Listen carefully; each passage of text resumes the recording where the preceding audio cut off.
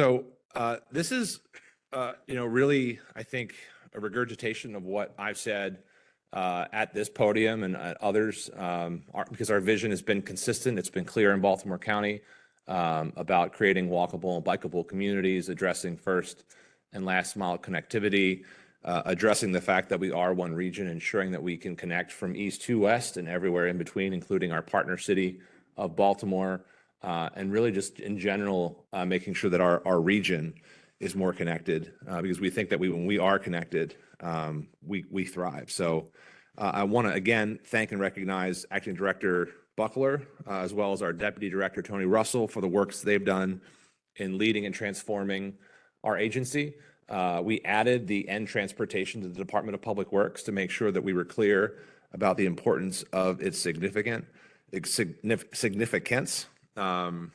and very proud of what we've done in terms of local investments in everything from road resurfacing, with more than $79 million in road resurfacing and traffic calming since 2020, with nearly $25 million alone this year. Almost $6 million in bike and ped projects and local funding, with more than $2.3 million this year, and over $8 million since 2020, with over $2.5 million this year to make sure students of all ages can get to schools safely. But we know that despite what we've been able to do locally, I would be remiss if I didn't again take the opportunity to talk about the ways in which, and I am fully aware that this has been a problem that has been longstanding since 2009. It's an issue that MDOT inherited, or that you inherited, Mr. Secretary, as you took this on. But just because a problem is persistent doesn't mean that we shouldn't continue to raise it and try to work together to address it. And so I think especially when it comes to Baltimore County, we've really felt the pinch of a couple of things. The first of which has been highway user dollars. And so we know that back in 2009, during the Great Recession, action was taken first by the legislature and then significantly by the Board of Public Works to reduce local funding. That's part of it, had always been historically a commitment to local governments to help them maintain their portion of roadways. I'm sure you've heard this from me as MACO president as well. So this is not, it's not just a Baltimore County ask, but it certainly has acutely affected us. Prior to those cuts back in 2009, when the understanding was that those would be restored as things got quote unquote better, we would receive about $45 million a year. In those years, we've grown more as a jurisdiction. Obviously, projects have gotten more expensive, not less. And we've seen only very modest increases to the original cuts, and we receive about $13.8 million in support now. The cumulative impact of that $31 million is almost $450 million less for Baltimore County. Now, we did a roadway analysis, and that, just to put it in context, is about how much it would cost to take all of our roads and just bring them to satisfactory condition in terms of what's needed across all of Baltimore County. I think the other area that has been a real challenge for us has been around the Dolefield interchange. And so I feel like I've been talking about Dolefield for 6 years because I have been.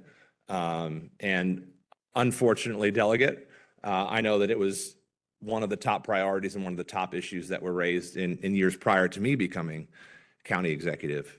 I'm really at a loss of words as to why we haven't collectively been able to find a way forward to get Dolefield done.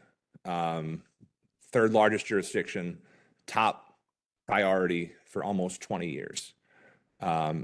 We got to find a way to get it done. Again, this is a request back to 2007. Baltimore County has put forward some local dollars to move the project along. There's been advocacy from our legislators, from the business community, from residents, and we know that in the draft CTP, this is one of many projects that was finally set to move forward, but that has not been, I think, set up to advance this year.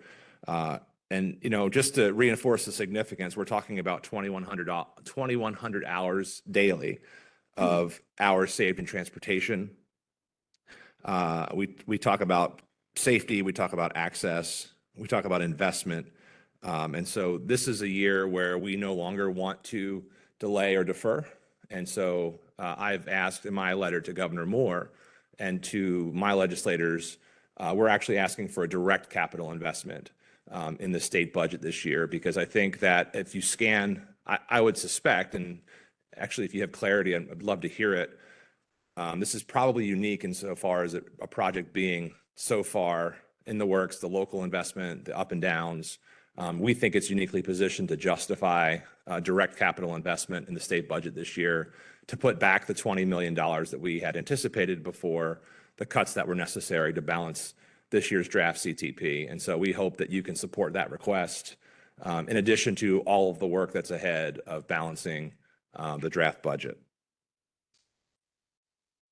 I think part of why we're excited about the prospect is we know that when we have the resources to deliver, we do. And that, I think, is clear with all of our work locally. And that includes what we're doing with our county ride services. We've put money forward to expand our Saturday services. We've had 1,000 new trips since we added that.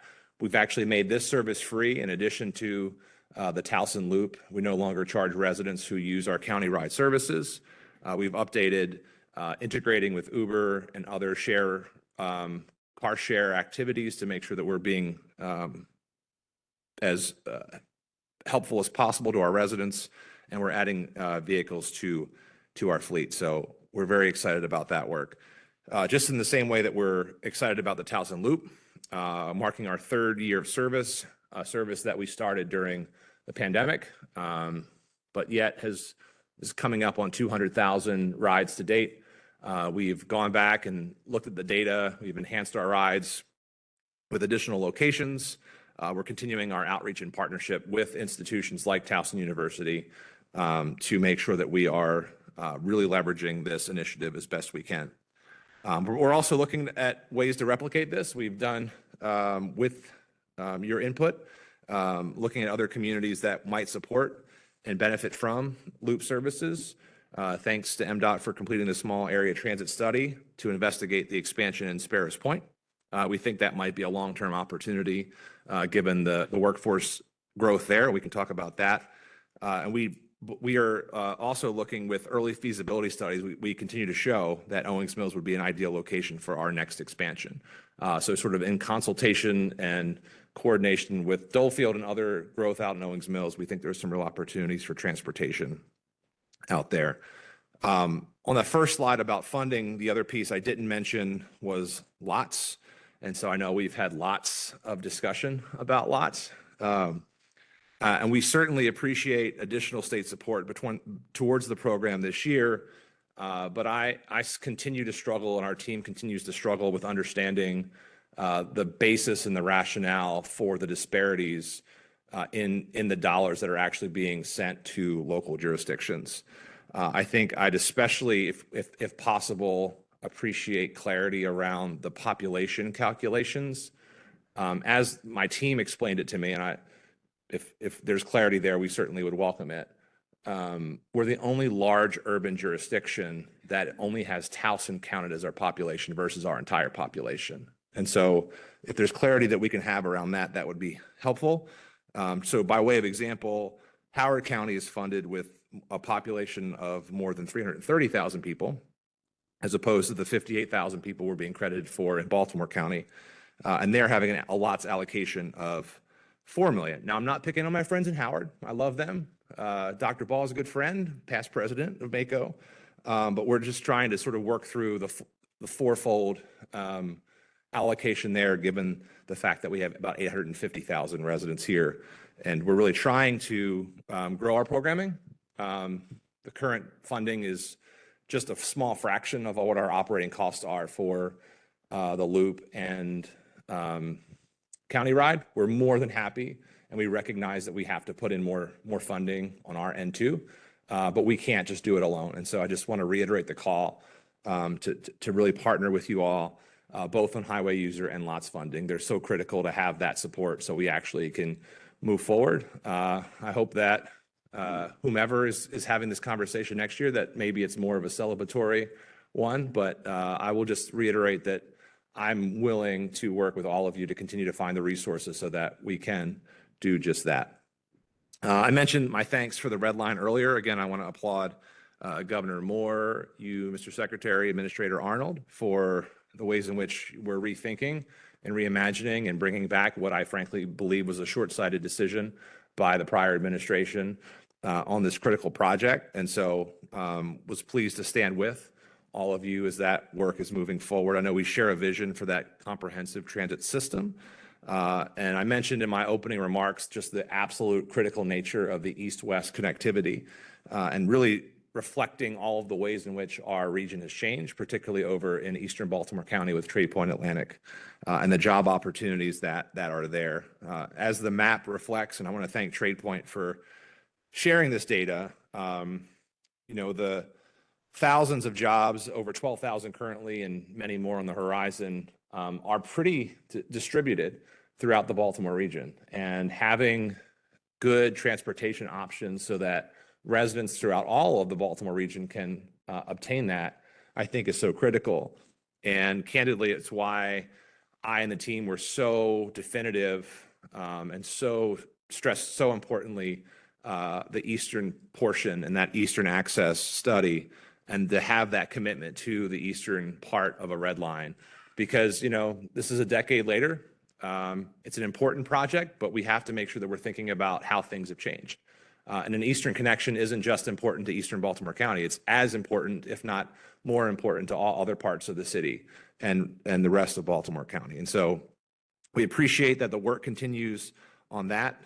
We look forward to working with you to have a timely completion so that we can, as best as possible, parallel that work alongside the underlying red line.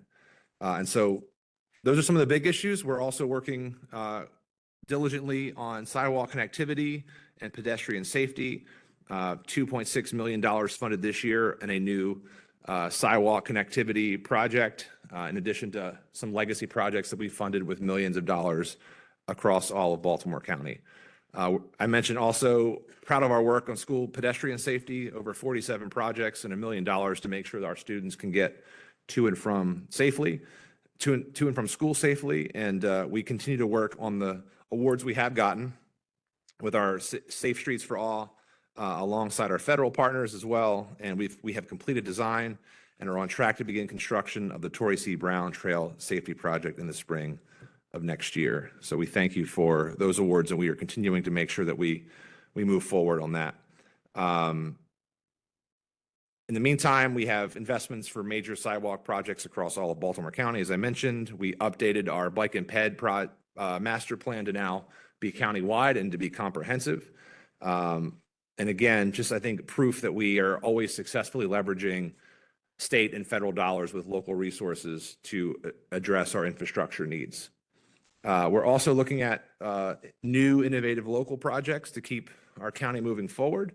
We're continuing to expand our complete streets at Old Court Road to connect with Northwest Hospital. We finished our road widening work at Green Summit Road to enhance our projected bike lane project there.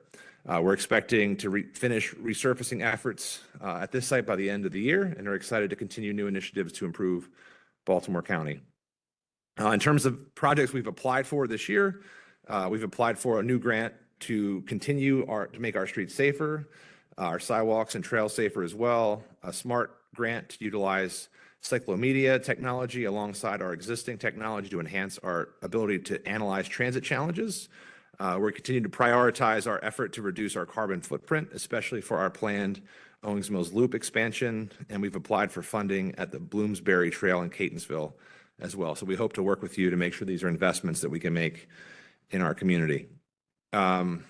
Moving forward, we are focused on the creation of our Zero Vision program for Baltimore County. Vision Zero, sorry. We are updating our highway strategic safety plan, new 21st century technology to keep our residents safe, and we will continue to do all that we can to protect our residents. I do want to have a note about traffic fatalities.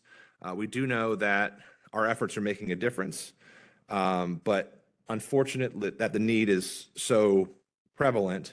Some of our roadways continue to face persistent challenges and dangers to both drivers and pedestrians alike.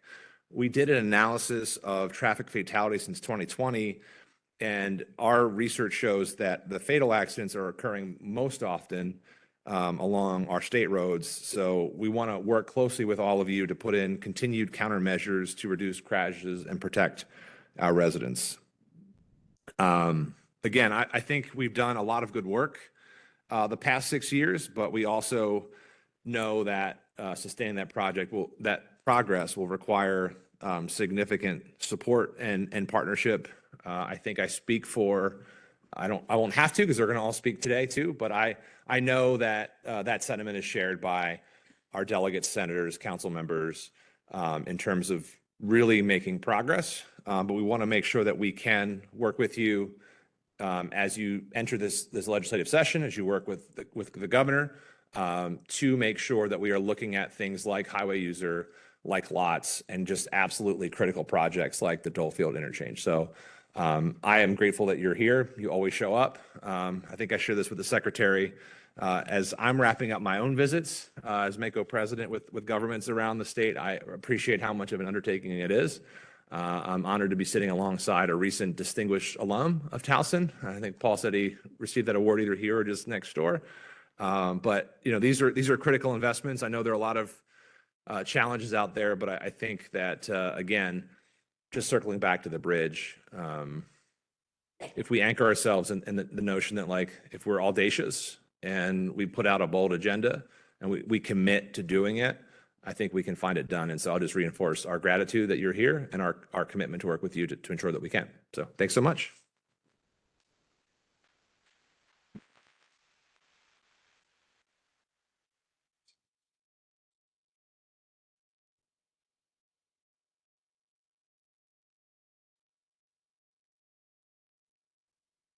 Didn't mess up the.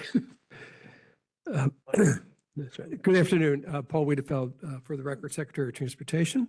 Obviously, County Executive, thank you for inviting us to provide an overview of the draft 6-year Consolidated Transportation Program, more commonly known as the CTP, which covers fiscal years 25 through 30.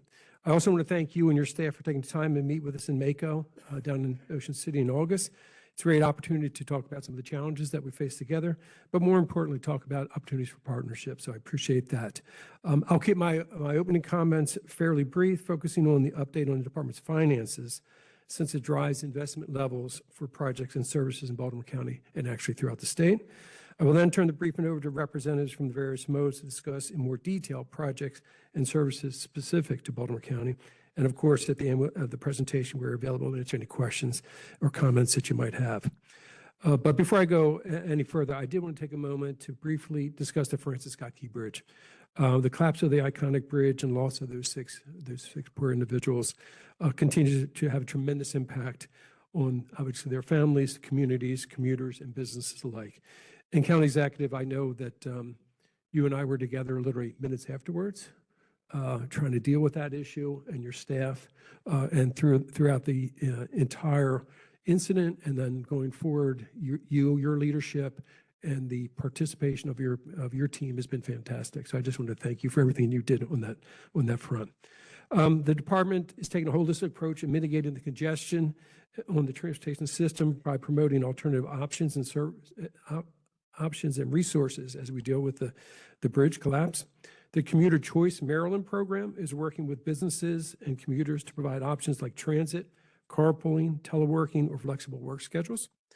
MDOT will continue to work closely with you and your team to mitigate any traffic issues that impact neighborhoods and local roads. I know we meet regularly on those issues.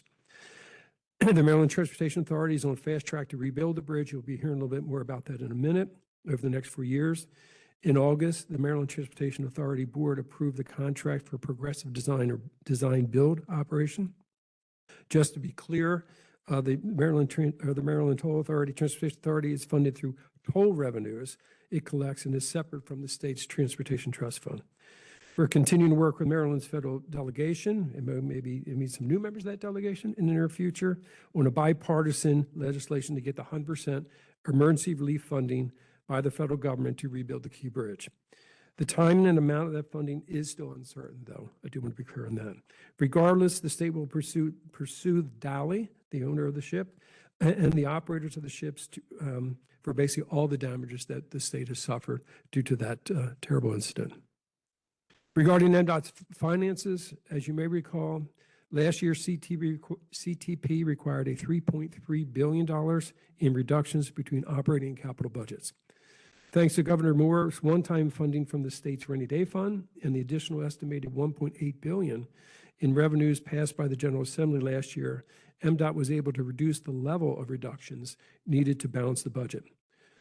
For example, with these funds, we were able to maintain the commitments to local governments to restore the highway user revenue and local operated transit grants, recognizing, of course, that it's not the level that you would like to see, but it did bring back those dollars that, unfortunately, we had to propose cutting at the time.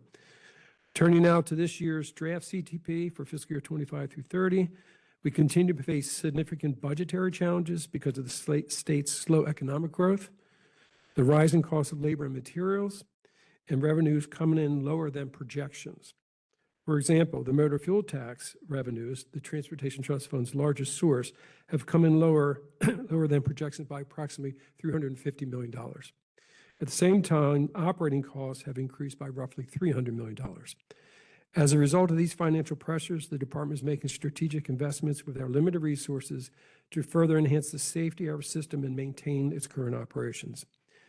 Getting into details, the draft CTP is balanced and totals $18.9 billion over the 6-year period. So a lot of work is still ongoing, but not getting to all the needs that we've identified. This has resulted in a $1.3 billion loss of lower program than what we had last year. Even with these reductions, MDOT is committed to strategically using available resources to available states' priorities. The number one state priority, obviously, is the safety of everyone that uses the system, whether you bike, walk, drive, or work on the system to keep you safe. For example, this summer I did sign an updated department-wide complete streets policy. The updated policy will support Maryland's Vision Zero goal to rapidly reduce traffic fatalities and serious injuries to zero by 2030. The State Highway Administration is already moving through planning, design, and construction phases to transform 5 corridors in Maryland into complete streets, including along Maryland 150 Eastern Avenue in Essex. We have also partnered with Smart Growth America to host a complete street leadership academy aimed at deploying cost-effective, quick-build safety pilot projects. These projects are targeted areas with a history of traffic fatalities and crashes. In addition, we continue to partner with local governments to seek federal grants to invest in needed traffic calming and pedestrian safety improvements. This was discussed by the county executive. In addition to our focus on safety, the department will continue to make strategic investments that support Maryland's families and the economy of the state. Some examples include advancing the electric vehicle charging stations, new federally funded resiliency and carbon reduction projects across the state, funding the Howard Street Tunnel project to support the growth of the Port of Baltimore with its creation of thousands of family-sustaining jobs and careers, funding the AB Connector project at BWI Thurgood Marshall Airport to support growth of that business as well, funding the Frederick Douglass Tunnel, which is basically the Amtrak line that we also use for the MARC system, supporting the project development projects of the Baltimore Red Line, as was mentioned, and also advancing public infrastructure work and enhancements for the FBI headquarters relocation to Greenbelt that we have won through that competition. So that concludes my remarks at the financial level. I will now turn it over to the administrators to talk specifically about projects in Baltimore County, starting with Holly Arnold from Maryland Transit Administration. All right, good afternoon. Thank you, Secretary. It's great to be here with you all on this beautiful fall day. For the record, my name is Holly Arnold. I'm the administrator of the Maryland Transit Administration. A safe, reliable, and rider-focused public transit system remains key to growing and strengthening our state. It means decreased carbon emissions, a reduction in traffic congestion, and safer streets. A robust public transit system also means economic and social mobility. In fiscal year 2024, MTA's $1.3 billion in spending had an economic impact of $2.9 billion for our state. The work that we do supported over 24,000 jobs across the state. This draft CTP continues that investment. Notably, the CTP includes project development funding for the Baltimore Red Line, an investment of more than $150 million going toward this vitally important investment in the region's transit infrastructure. We appreciate the support and partnership of county staff on the project, and we look forward to participating with them in open houses later this week. Work also continues on the Frederick Douglass Tunnel. The tunnel will provide significant safety, reliability, and speed improvements for MARC, in addition to a new ADA accessible West Baltimore station. We're also completing major state of good repair investments in our Metro subway system, with several new rail cars having already arrived and undergoing testing. The project also includes an investment in a state-of-the-art communications-based train control system that's being tested right now. With that said, the draft CTP does reflect difficult choices to defer some state of good repair investments. However, I want to be clear that safety remains a top priority. Regular inspections and repairs will continue to ensure that the system is safe for our riders. More than 59% of the CTP supports keeping our systems operating. In addition to MTA's investments, locally operated transit systems are critical partners in providing transit throughout the state. MTA has implemented a new funding allocation formula, as you mentioned, which has made the distributions more equitable and responsive to changes in the jurisdiction's investment in transit service. The new formula benefits Baltimore County with an increase of more than $636,000 in operating funds. So thank you for the opportunity to speak today, and I'll now turn it over to Bruce Gardner from MDTA.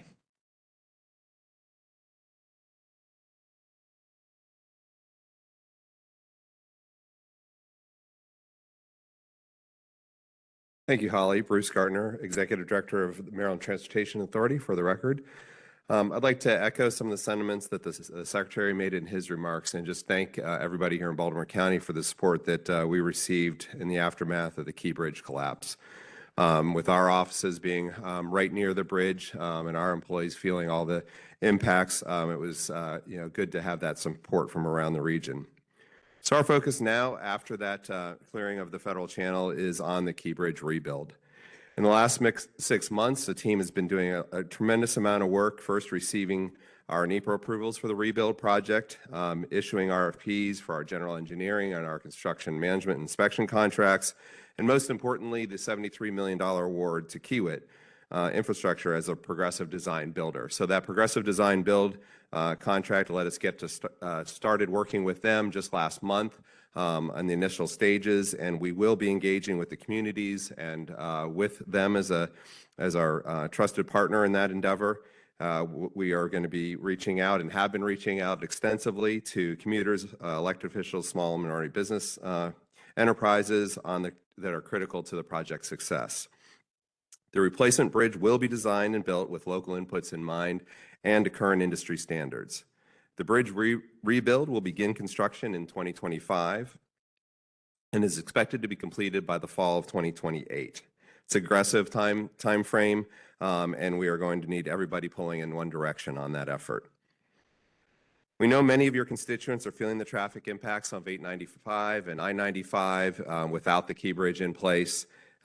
We have adjusted some of our lane configurations at the toll plazas on 895, but we're still feeling that significant impact in the southbound direction in the morning, northbound in the evening.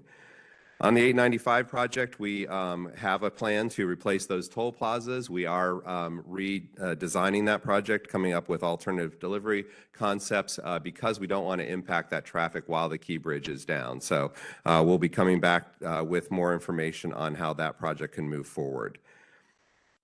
Also in the MDTA's current program is the work on Sparrows Point in the 695 project. So as you all know, in this county, the 695 is the Key Bridge facility is more than just the Key Bridge, and we have significant investment there. That system preservation project that's ongoing is over in the Bear Creek area, will be expected to be complete in the summer to fall of 2025. So with that, I'd like to thank you for your time, and I will turn it over to Will Pines from the SHA. Thank you.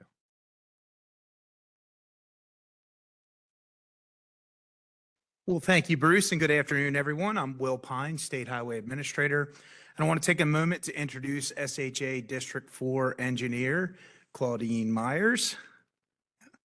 We thank her for all the great work that she does, helping to support local needs and meeting constituent services. And it was also a pleasure meeting with you at MACO this year over the summer, and we look forward to continuing conversations on how we can best support the county. At SHA, we understand the fiscal challenges Maryland is facing. However, I want to assure you of two things. First, SHA will continue to do big things, moving forward with multimodal projects that improve safety, accessibility, mobility, and equity. Second, safety will always be our top priority. This means building and maintaining a system that supports pedestrians, bicyclists, motorists, and all users, including our highway workers. SHA has been proud to partner with MDOT on the Complete Streets policy, and we're putting the policy into action with our Complete Streets Leadership Academy projects. Another tool in our toolbox is the Pedestrian Safety Action Plan, or what we refer to as the PSAP program. As you know, Maryland 150 on the Southeast Boulevard to Martin Boulevard is one of our first PSAP projects in the corridors that we've selected. We held a public workshop on October 1st where we received valuable feedback from the community. This project will make context-driven improvements to enhance vulnerable user safety on the corridor. Also, when I came on the job last year, one of my first asks was to have the team enhance crosswalks statewide. And in fiscal year 2024, we upgraded 1,009 crosswalks around the state at 462 intersections. In Baltimore County specifically, we upgraded 16 crosswalks at 4 intersections. Last year, I talked about my goal to improve and modernize the efficiency of state highway. And since then, we've began refreshing our access permitting processes, streamlining and improving our review timelines to help support economic development throughout Maryland. This includes closely tracking permits from the traffic impact study through plan review all the way out to the final permit issuance, and updating our procedures and timelines to make those public facing and transparent. SHA has improved our review and issuance of permits while also seeing an increase in the number of permit requests that we've received. We'll continue to explore ways that we can work more efficiently to support our local and developer partners. Now I'd like to highlight a few local SHA projects and thank the county for its support and partnership. This year, we finished the $34.3 million replacement of 3 70-year-old bridges at Sparrows Point. So between Bruce and I, we're doing a lot over there. The project improves safety and accessibility for local traffic, commercial vehicles, and MTA buses serving Trade Point Atlantic. We're also partnering with the county on a $9.6 million project to improve Charles Street in Towson and replace the water main line at the same time. We appreciate the residents' patience during the construction, anticipate the project will be completed in 2026. This year, we also improved sections of Bel Air Road, Falls Road, Maryland 272, Maryland 7, and Maryland 140, and completed a $600,000 project to repair the historic Butler Road Bridge in Glendon over the CSX Railroad. We upgraded pedestrian access on a section of Martin Boulevard in the eastern part of the county, improved capacity and flow at Timonium Road at I-83 by creating an additional right turn movement at Green Spring Drive. And last month, we started upgrading traffic signals along Maryland 140 from the Beltway to Owings Mills Boulevard. Our smart signal program allows us to monitor traffic and adjust signals in real time. That helps reduce congestion and improve travel time reliability. Work is expected to continue on this project through the spring of 2026. As you know, we've also been busy on the Beltway. We're actively in construction on the $39.8 million rehabilitation project of 10 bridges at 695 and I-95 interchange in the Arbutus area. Completion of the project is anticipated in 2026. Additionally, we're continuing construction on the $179 million Transportation System Management and Operations project, what we refer to as the TSMO project, on the Beltway between Woodlawn and White Marsh. Once completed, the project will implement 18 miles of part-time inside shoulder use peak hours between I-70 and Maryland 43 in both directions. As you know, this project was paused during the tragic deaths of 6 construction workers in March of 2023. Work has restarted, and we are aware of the impact that construction has on traffic, especially during peak AM and PM travel hours. Just last week, crews experienced yet another crash that occurred in the work zone on this project.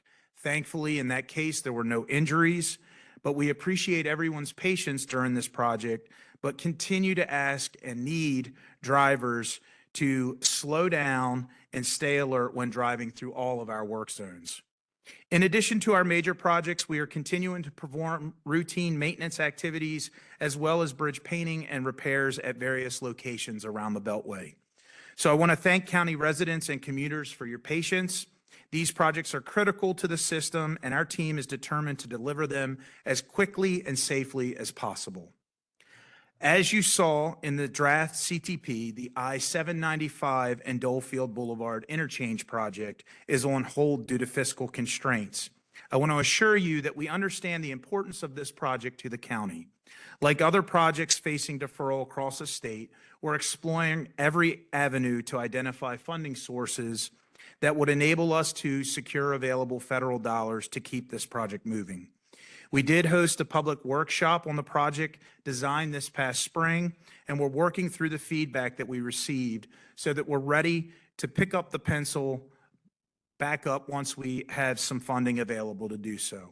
Finally, I'm pleased to announce several grants to advance trail projects around the county. Baltimore County Department of Public Works and Transportation was awarded a nearly $580,000 transportation alternatives funding for construction of an at-grade crossing at the Catonsville Short Line Trail on Bloomsbury Avenue. Baltimore County Recreation and Parks was also awarded a $185,000 in the recreational trails funding to support an accessibility and safety assessment of the Cromwell Valley Park. And the Irvine Nature Center will receive about $86,000 from the Recreational Trails Program for the development of trails maps and maintenance of the 8-mile trail. Again, while we must live within our budget, we're still going to be doing big things to advance important projects and programs. And with that, I want to thank you for your time, and I'll now turn it over to my colleague, Chrissy Nizer with the MVA.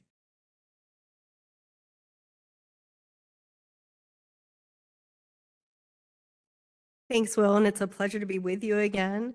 At MBA, customer satisfaction has really been at the cornerstone of everything we do, but we've really upped our game when it comes to our premier customer service vision. And it's exciting to see that over the last year, our customer satisfaction rating was over 99%. So it's really a great source of pride for our employees to recognize that the public sees the good work that they're doing. By prioritizing efficiency and accessibility in fiscal year 24, MBA's average wait time was just 5 minutes. That's despite the fact that we completed 6.7% more transactions than the prior fiscal year. And I will also note that that 5-minute wait time is a record-breaking number for the MBA. So again, very proud of the employees there.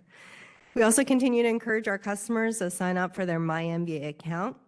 It gives you 24/7 access to over 60 transactions and information related to your MBA business. We're also continuing to expand our one-stop shop approach to government, and that's just by providing additional resources and services at our branch offices, knowing that our customers are just looking to complete their transactions. They don't necessarily care what agency or administration is providing it. So at the Essex branch office, it's a great example of that. We have an Easy Pass customer service center. We have Department of Natural Resources for licensing and registration. And we continue our vital partnership with the State Department of Health, where we issue birth certificates for those who were born in Maryland, and that can help you with your ID card or your driver's license transaction that you might want to complete. I'm excited to announce that as of tomorrow, we'll also be issuing death certificates there. Unfortunately, that's not as happy of a occurrence, but for somebody who's lost somebody and has to change that vehicle title, the very last thing we want to do is turn somebody away to go home and get that death certificate, right? So to handle that situation in as graceful as manner as possible, to be able to issue the death certificate that the customer then leaves with after they're done the transaction, we thank our partners in the legislature for giving us the authority to do that. In an ongoing effort to reach all members of the community, our outreach teams have participated in National Night Out events in the county and have worked with the county's Department of Housing and Community Development, along with organizations such as Rising Above Behavioral Health Services, to ensure that underserved residents receive the critical services they need. including that issuance of the ID card, which we recognize is really that barrier oftentimes for services, especially for the homeless and reentry. Additionally, our MBA outreach teams are performing close to a dozen reentry services and expungement fairs with the county's Department of Detention Services and the state's Department of Public Safety and Correctional Services in Baltimore County to help incarcerated individuals prepare for that successful transition. MBA and its partners remain committed to developing that Vision Zero commitment that everybody has here to eliminating traffic fatalities. And we really appreciate the partnership with Baltimore County. Last month, Governor Moore announced over $2 million in highway safety grants, both to law enforcement agencies within Baltimore County, as well as the state police, elite state police impaired driving reduction effort, and the Chesapeake Regional Safety Council. That'll help address speed, impairment, aggressive driving, as well as improve bicycle and pedestrian safety on our roadways. I really do want to, again, commend Baltimore County. You've been forward-leaning in terms of developing your local strategic highway safety plan. The county executive referenced it, and really is that partnership of all of us working together that we can reach Vision Zero.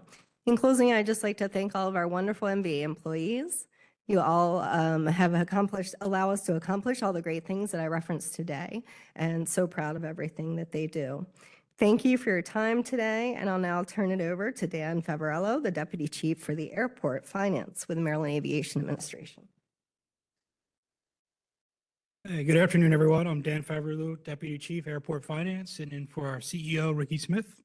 The Maryland aviation system propels economic activity and global connectivity for the state. We are the biggest airport, BWI Marshall, in the region, and as a result is a major transportation resource and economic development asset. The airport produces an annual economic impact of $11.3 billion and generates over 100,000 jobs throughout the region. For a service update, BWI Marshall has recovered and surpassed pre-passenger pandemic traffic. As the Governor Moore recently announced, it was record-setting summer for both airline and passengers coming through the terminal at 2.6 million passengers. In our capital program, we're advancing important projects and improving our facilities. Secretary Wiedefeld talked about the AB Connector and Baggage Handling Project, which is our largest capital improvement project in our history. It's going to double the baggage handling capacity for Southwest Airlines. This project will largely complete in December of 2025, and we look forward to the new enhancements for our customers and Southwest Airlines. Beyond BWI Marshall, our 33 public use airports across the state are economic engines and contribute to job creation and business development. A new MAA economic impact study indicates that these airports produce $1.4 billion in total economic activity and sustain about 10,000 jobs across the state. Here in Baltimore County, Martin State Airport is a critical general aviation reliever airport, providing important aviation services to both corporate, personal, law enforcement, and military operations. Martin State Airport supports over 2,300 jobs and provides nearly $49 million in state and local tax revenue. At Martin State, we recently completed a major $32 million runway rehabilitation project in coordination with the National Guard. The critical project replaced pavement, enhanced runway to ensure a safe and efficient infrastructure at our airport. The MAA continues to support public use airports that serve across the state. For the statewide aviation grant program, this is an important program that provides $3.5 million in funding during fiscal year 25 for regional airports across Maryland. This includes $200,000 for Essex Sky Park to build and rehabilitate their terminal building. Thank you, and I will now turn over to Bob at the port.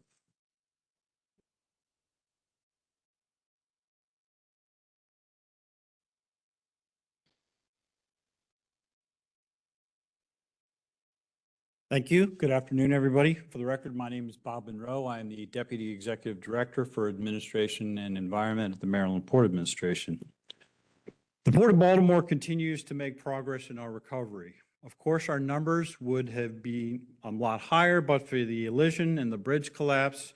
However, I'm glad to represent that our most recent cargo numbers from August showed a year-over-year gain of 31% for cars and 28% for break bulk cargoes. We are handling more than 90% of the ships that we were handling a year ago, and we have seen a significant increase in the number of trucks, who are coming in and out of the port on a daily basis. We're now averaging about 3,300 trucks a day, which is more than 1,000 in August of this year, and nearly back to our average of 3,500 a day pre-incident.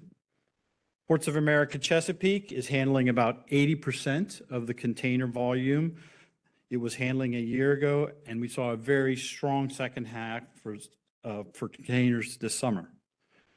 Turning the focus to cruise, our cruise ships Carnival Pride and Royal Caribbean's Vision of the Seas were able to restart their operations and once again sail to exciting locations such as the Bahamas, Bermuda, Caribbean, New England, and Canada. Port of Baltimore has become a very popular cruise port not only for Marylanders, but people as far south as North Carolina, as far north as New York, and as far west as Michigan. We are also excited to announce some new in-transit port calls, which will bring different brands to the Port of Baltimore. In November, we will welcome Azamara Cruise Line, and in 2026, we will welcome AIDA Cruises from Germany and High-End Cruises from Crystal Cruises. Each of these cruise lines brings different itineraries and diverse experience that further helps to build our cruise profile. Turning to Howard Street Tunnel. We're obviously very excited about the future of the Port of Baltimore because of the Howard Street Tunnel project. Working closely with CSX, the Howard Street Tunnel project, which will give us the ability to handle double-stacked containers on rail, will be finished in 2026. It will increase our business by about 160,000 containers annually, and it's going to create over 13,000 jobs. We're also embarking on a new 20-year strategic master plan that will grow our business and generate additional good-paying, family-supporting jobs. Our advantages at the Port of Baltimore have not changed. We are still the closest east port to the Midwest, providing cost savings for our customers. We're in the top 5 national consumer market with more than 70% of our inbound containers destined within 70 miles of our port. And we have a very skilled and experienced International Longshoremen Association's labor force. And we are also, because of Baltimore County and Trade Point Atlantic, an excellent e-commerce port with many distribution, warehousing, and fulfillment facilities located in our region. In closing, the Port of Baltimore is Maryland's port. And while we welcome these positive developments, we are also still assessing the damages and long-term impacts caused by the port shutdown and the loss of the Key Bridge. We have joined in the state's legal action that seeks to hold the Dalley's owner and the operator of that ship accountable for state damages. Thank you very much for the opportunity to brief you, and I will now turn the podium back to Secretary Wiedefeld. Thank you. Thank you.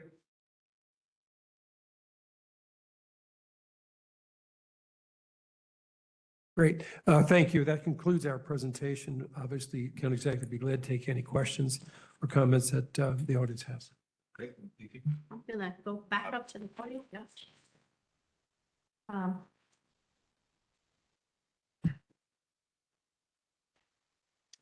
So I know that a number of our elected officials would like to speak, so I'm going to start as best I can in an orderly way. I know Senator Hedelman on the aisle here has to leave, so I'm going to ask you to come up first, and then I know who's here. I think I see you all, and you can just let me know if you want to speak. But go ahead, Senator, because I know you.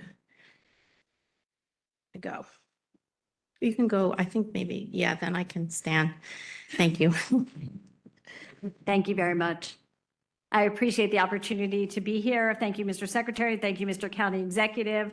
And I want to make the point that having been through and experienced the tragedy of March 26th, we know what we can do when we bring all forces of government and the private sector together. So I know how much that has impacted this region. And I just appreciate the kind of all heads down and everybody, including the president, working together to address that. And it certainly was a tragedy. One of my constituents was one of the victims of and a worker who tragically died that day. So want to recognize that. I also want to recognize and thank you for many of the projects that were mentioned, both by the county and by the state officials, are projects and important projects in my district and to my constituents. And some that are sort of as small as the funding for Irvine Nature Center for the many visitors there and the wonderful other parks that we have in Oregon Ridge and Lake Roland, to major ones like Reisterstown Road, which our cars are all suffering from. So we are looking forward to in the coming years having that all repaved. I do also want to say thank you to so many of your staff. Chrissy is always there, really responsive to our constituents, as Jean Ann and Nora are. Your legislative team are wonderful, and Holly too. So just, those are sort of special people who stand out and have been extremely responsive to our needs. I'm going to reiterate, and I know it's been mentioned, but I got to mention it again, Dolefield Road is in my business. I actually am going from here to the Owings Mills Corporate Roundtable, which is where I have to be next. And I know that that is very, very important to them and to the many businesses and growth in that part of the world. And so I would hope that that is front and center in projects that we can kind of put back on the table. There are also important projects like, as was mentioned, Green Summit and 7 Mile Lane, as well as the crosswalk at York Road, which I know is shared between my district and Delegate Forbes's district. On York Road between Stevenson and Woodbrook. Those are important as well. In addition to, and we're continuing to work on the no left turns on Reisterstown Road, also very important to our businesses on there. And we appreciate, I know folks have SHA, we've met with them, with our community folks, and they have been listening. So we hope that can continue. I'm going to send you a letter if my office hasn't already sent it to you. In addition to Dolefield, I want to reiterate what the county executive said about lots. We know that that's really important, and hoping that projects, expansions like the Owings Mills, moving the loop up there would be really important to my constituents. I want to conclude with a major point that hasn't been mentioned as much, even though Holly did mention it, is MTA and funding of MTA and how important that is to this region. We have all read day in and day out about how our light rail isn't operating to the extent that we need it to be and want it to be. And we have very ambitious environmental goals, and we have very ambitious goals for getting our workers to where they need to work, collaboration between the city and the county. And when we have half of our cars that can't be out there and we're making a transition to new and upgraded cars, I get it. And that is really important for us to do. But we also have, and we need to celebrate $200 million plus that's coming from the federal government. And we need to make sure that we have the money to be able to match that money so we don't have to send that back. So I just want to put in, public transportation is really important to all of these state goals. And this region has been suffering. So there have been big projects in other parts of this state. And I just, if we are going to need to tighten our belts, then we all need to tighten our belts. And so, again, I want to put a plug in for increased MTA funding because it's really important to all levels of our constituency. So thank you. Thanks. Did you want to respond on? Okay. So I see Delegate Guyton. Yes, thank you. Thank you so much. I really appreciate everyone being here, and I appreciate being able to go next because I have a meeting to run to as well. I mostly want to say thank you to all of you at this table. Both the county administration, county executive's office has been wonderful working with me in the middle to north part of the county, York Road corridor, and as well as the state. Even this past week, we got together. We had a brainstorming session last week, less than a week ago, where we all sat around the table and talked about ways that we could make things safer in parts of my district. They weren't always in this. They weren't in this presentation because that meeting was Friday, but. They will be next year. All right. I love hearing that, Mr. County Executive.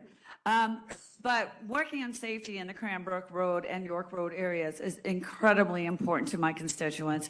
Unfortunately, and fortunately in different ways, it has risen to a level of priority, but sadly it's because there have been so many accidents in that area. And it is right between two of our most most, our community schools in Padonia International Elementary School and Hockeysville Middle School, where those kids are going back and forth all the time. We have gotten what I believe to be a promise from the county administration that they will prioritize that and work towards making really good choices so that we can move forward, making that community safer. But I'm also hearing that might take a really long time. So I'm here to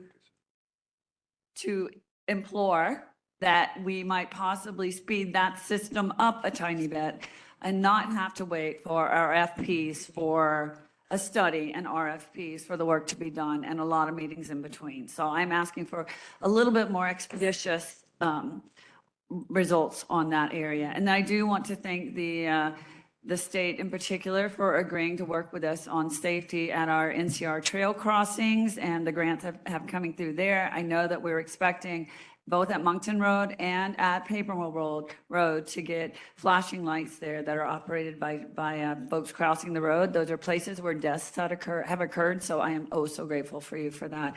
But mostly for being willing to work with us. The last thing I'll say is that this is the second year in a row I've heard a very sad county executive talk about a strange lot swarming formula that none of us understand. And I will say, as a member of the subcommittee on transportation in the House, I don't understand it either. And so my goal is between now and next year that we actually can understand it and make it more equitable for Baltimore County. So, you know, I pledge to do everything I can there. Thank you so much.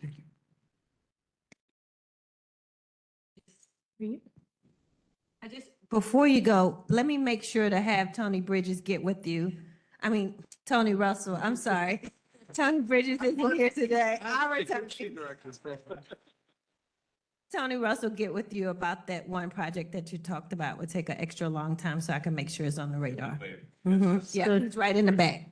So just to say, Delegate White, I see our electeds have graciously agreed to line up by the microphone. So if you're able, please do. Otherwise, I know some are not able. Delegate Pastor, would you like to speak? Because I can bring you the microphone. I know you've been here. Okay, okay. So yes, if you're an elected official at this stage, please line up. I'm grateful for that. Thank you, Delegate. Okay, thank you so much, and good afternoon, everyone, to the members of the dais, Mr. County Executive, Mr. Secretary, and all those who serve. Thank you so much for being here, as well as for your overview. I'm Delegate Jennifer White Holland. I have the pleasure of representing the 10th Legislative District, which is in Northwest and Southwest Baltimore County. I simply just want to, of course, say thank you again for your presence, as well as for all of the Maryland Department of Transportation employees. We really do extend our gratitude and thank you to all the work that you do to keep Marylanders on the go and running. And so I would be remiss without extending my gratitude to all those who are not in the room today, but those who are out in the field working. I just wanted to highlight a couple of things, and I also provided a letter ahead of the session today, but just wanted to highlight a few additional things in addition to what is included in the letter. I am appreciative of the inclusion of complete streets. For those of you that I've worked with in other places, know that this is one major issue that I have touted and has been an advocate about. But I just wanted to elevate that, again, these are very important projects that really centers pedestrians, bicyclists, public transit users, and we need more of these projects in Northwest and Southwest Baltimore County. More recently, this past weekend, I heard from constituents and heard really from our youth about the need for these types of projects being included, especially in areas of Owings Mills, Randallstown, Reisterstown, and as you heard from our report, we are seeing these pedestrian fatalities along Reisterstown Road, Liberty Road, as well as Frederick Road, MD 144. And so I would be remiss without in missing that, but I just wanted to elevate that these investments are critically needed in these particular areas, especially as the state focuses on modal shift and ensuring that we are getting people out of the cars and onto the sidewalks and trails that we have in our county. It's critically important for us to make these types of investments. And I would like to see more of that reflected in the CTP, but also a greater commitment to ensuring that we're all working together with our schools, with our county, with our state, and ensuring that those particular investments are made. I would also echo the same sentiment and support for lots funding. I'm glad to see that Owings Mills, as an Owings Mills resident, but I'm glad to see Owings Mills and Catonsville included as far as the expansion when it comes to a circulator. I am fully supportive of ensuring that we have a direct budget line item in the budget for that, but also want to make sure that there's greater clarity around this formula. I don't have the pleasure of serving on the Environment and Transportation Committee, but looking forward to working with my colleagues that do to ensure that there's greater clarity and an understanding to ensure that our entire county population is included in that particular formula. Senator Heddleman also elevated I-795 Northwest Expressway, so would like to again express my support to ensuring that that becomes and continues to stay a top priority. And then lastly, I'll leave you with state of good repair. This is really important that we prioritize this. I recognize that it's about 35% is included in the draft CTP, but it's really important that we have to increase this. We have to make sure that we remain competitive when it comes to federal funding and ensuring that we don't have restricted service or breakdowns and delays, and that projects like the Red Line can be fully funded. And so I just would like to, again, echo that it's really important that we maintain our infrastructure. We know that that in order for us to be considered for these funding opportunities, we must ensure that we maintain our transit infrastructure and fully fund those types of supports that are in our communities. And so I will, again, leave you with that. But again, more details are outlined in my letter. But I thank you for your time and looking forward to working with all those here and moving our state forward. Thank you. Thank you, Della. If we could, I would like Administrator Arnold to talk a little bit about the process for the LOTS funding. And we also need to follow up to make sure we're getting it out to the entire delegation and the council so that everyone gets the same information in the future. Thank you. Yeah, absolutely. We do have a one pager that we'd be happy to send out. So I'll make sure my government relations team can send that out. I'm going to hopefully get a nod back there from them. But so we did not have a formula previously. This is something we've been talking about for years. I've been with MTA since 2012 and no one had any memory of why we gave the money that we did to the lots. It was basically just like, you got this amount last year, this is the amount you get this year. And that didn't make a lot of sense. Service has changed, population has changed. Baltimore County, other areas have introduced new service, other areas have reduced their service. And so we spent a couple of years coming up with a formula. And so the formula was implemented this past year. It has basically 4 criteria that go into it. And to be clear, this is just for the federal dollars that we get. So the federal dollars that come in and go back out. And so we use boarding. So how many riders do you have essentially? How many revenue vehicle miles are you running? Revenue vehicle hours, each of those are 30%. And then the final is the population living in poverty, which is 10%. And when we look at population, we look at service area population. So each of the counties gets credit for the areas in which they're running service. Is it perfect? Probably not. I think there's ways to continue to improve it, and that's something we've committed to do. We now have a transparent formula that we can all get feedback into. And so we want to make changes. We do recognize this is not the only, you guys have seen I think 400% increase in funding. Other counties have seen a decrease in funding. And so we're trying to balance all of those needs. I think overall the lots pot isn't big enough for the needs that we have. And so that is really what the issue is we're trying to manage not enough money for a lot of needs across the state. But we're happy to send out that one pager. Okay. Yes, please. Thank you so much. Okay. Thank you. I'm going to switch to my right, Council Chair Patoka. Thank you. My name is Izzy Patoka, and I'm chairman of the Baltimore County Council. And Secretary Wiedefeld, I want to thank you and your leadership team for coming to Baltimore County today, and especially to Towson University. I'm an alum here, and as you are, Secretary Wiedefeld, and many of us alum, we know this institution as the Harvard of the Mid-Atlantic. So I want to thank everyone for coming here to this great institution. I'm going to make about 4 or 5 points. Number one, the first point I want to make is that I support the county executive's priorities. So County Executive Olszewski's priorities are supported by the chair. Number two, I want to thank the governor and you, Secretary Wiedefeld, for reinitiating the Red Line. If we want to be a major league state, a major league city, a major league region, we cannot do it with minor league transit.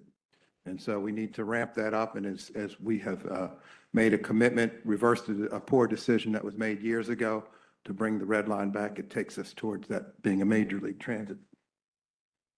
Let me also talk about our inner beltway commercial corridors. We have our aerial streets that emanate from the city center, and as they become inner beltway communities in Baltimore County, they all have commercial areas that support the streets and have cars ride through them. And so I think it's important that we not only look at this as a transportation function, but also an economic development function. So in my district, for example, the Reisterstown Road Corridor, as Senator Heddleman had stated, and also the Liberty Road Corridor. I think it's not to look at these in silos in the function of each agency, but to work with their brother and sister agencies to work comprehensively.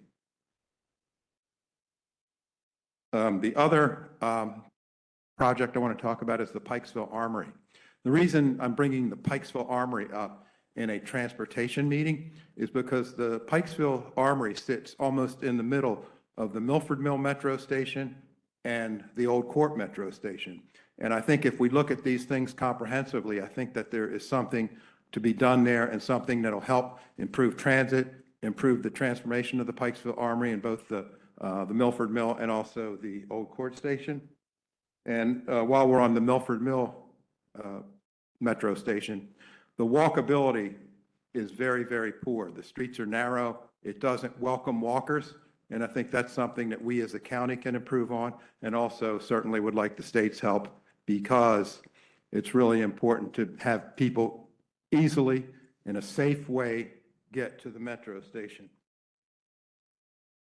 One point about the light rail is, this is just an observation, is one of the reasons I believe that the light rail functions poorly or could function better is because of signal domination downtown, where light rail doesn't have the domination, vehicles have domination. And so it slows it down, the entire system, from the city all the way to Hunt Valley. So if there's any way to work, and I know that there's many people that know transportation way better than I do, could look at signal domination in the downtown area. I think it will help the rest of the line. And finally, since we are pointing out exceptional employees in the Department of Transportation, I'd like to point out one who works for Administrator Nizer, and I want to point out the exceptional work of Rick Belenke. Thank you for letting me speak. Elliot, go ahead. Hi, my name is Nick Allen. I'm delegate for District 8 in Baltimore County. I'll be very brief because a lot of my colleagues have a lot to say as well. But like I said, I represent District 8, which was featured very prominently on one of the slides that the county executive showed, which was the percentage or the concentration of employees at Trainport and Atlantic. I think my district, as well as the District 7 and 8, or 6 and 7, I'm sorry, have probably some of the highest concentration in that. And I think those employees and the entire county would really benefit from making sure that we fully fund the Red Line and also the Eastern Baltimore County Access Study. I'm a big fan of the Red Line. Holly, I think you know, I literally have the T-shirt. I'm very excited about the Red Line. But I want to make sure that if we're making this investment, that we're doing it in the way that is best for the county. You know, to make sure we're connecting the two biggest economic hubs of the county on the west side at Security Square, and then on the east side of Trainport and Atlantic, I think would be an absolute game changer. And I think that's something we need to make sure we keep our eye on the ball when we talk about that. Thank you. Go ahead. Hi, I'm Delegate Sheila Ruth. I represent District 44B in Western Baltimore County, from Liberty Road, Woodlawn, Catonsville, Arbutus, and Halethorpe. Secretary Wiedefeld, I want to thank you for being here and thank you for your leadership. County Executive Olszewski, thank you for all of your work on behalf of Baltimore County. Administrators, I want to thank you also. Several of you I've had the opportunity to work with and work with your staffs, and it's always been a pleasure, and I appreciate your work as well. And Administrator Nizer, I want to congratulate you on the 99% approval and 5-minute wait times at the MVA. That is amazing and a real testament to your work. Thank you. So I have a lot of points, but I'll try to hit the highlights. I do have a letter, which I will make sure that you get. I want to start by acknowledging that there's not a corner of the state that is untouched by the proposed cuts in the draft CTP. We're all here advocating for our district, as I know people around the state are. I also know that you're all in your positions because you care deeply about providing the transportation services that Marylanders need. And I can only imagine how difficult it was to put to put together this draft CTP. We are all in this together with the shared goal of working for the well-being of our state. But I stand before you to advocate for my district, for Baltimore County, and for transit in general. I think most of you know that I'm a strong advocate for public transit and access to the personal and societal benefits it provides. And I'll speak about that in a minute. But my first responsibility is to the 87,000 people I represent in District 44B.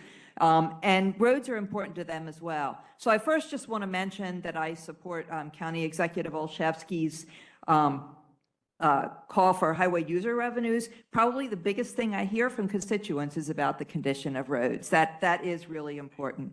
I also want to talk about the Triple Bridges project at the intersection of I-70 and the Beltway, which is now on the deferred list. This project was planned to address aging infrastructure and longstanding intersections at that intersection. So this project has been planned back at least as far as 2018. It was first in the 2021 draft CTP as a separate project.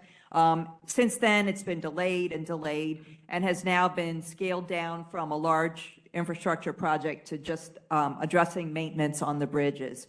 And so, you know, this project is important to my constituents and it's important to the area. I'd also note that Security Square Mall sits right at that intersection, and the county and the state are partnering on trying to redevelop that mall property. And so access to that is going to be really important.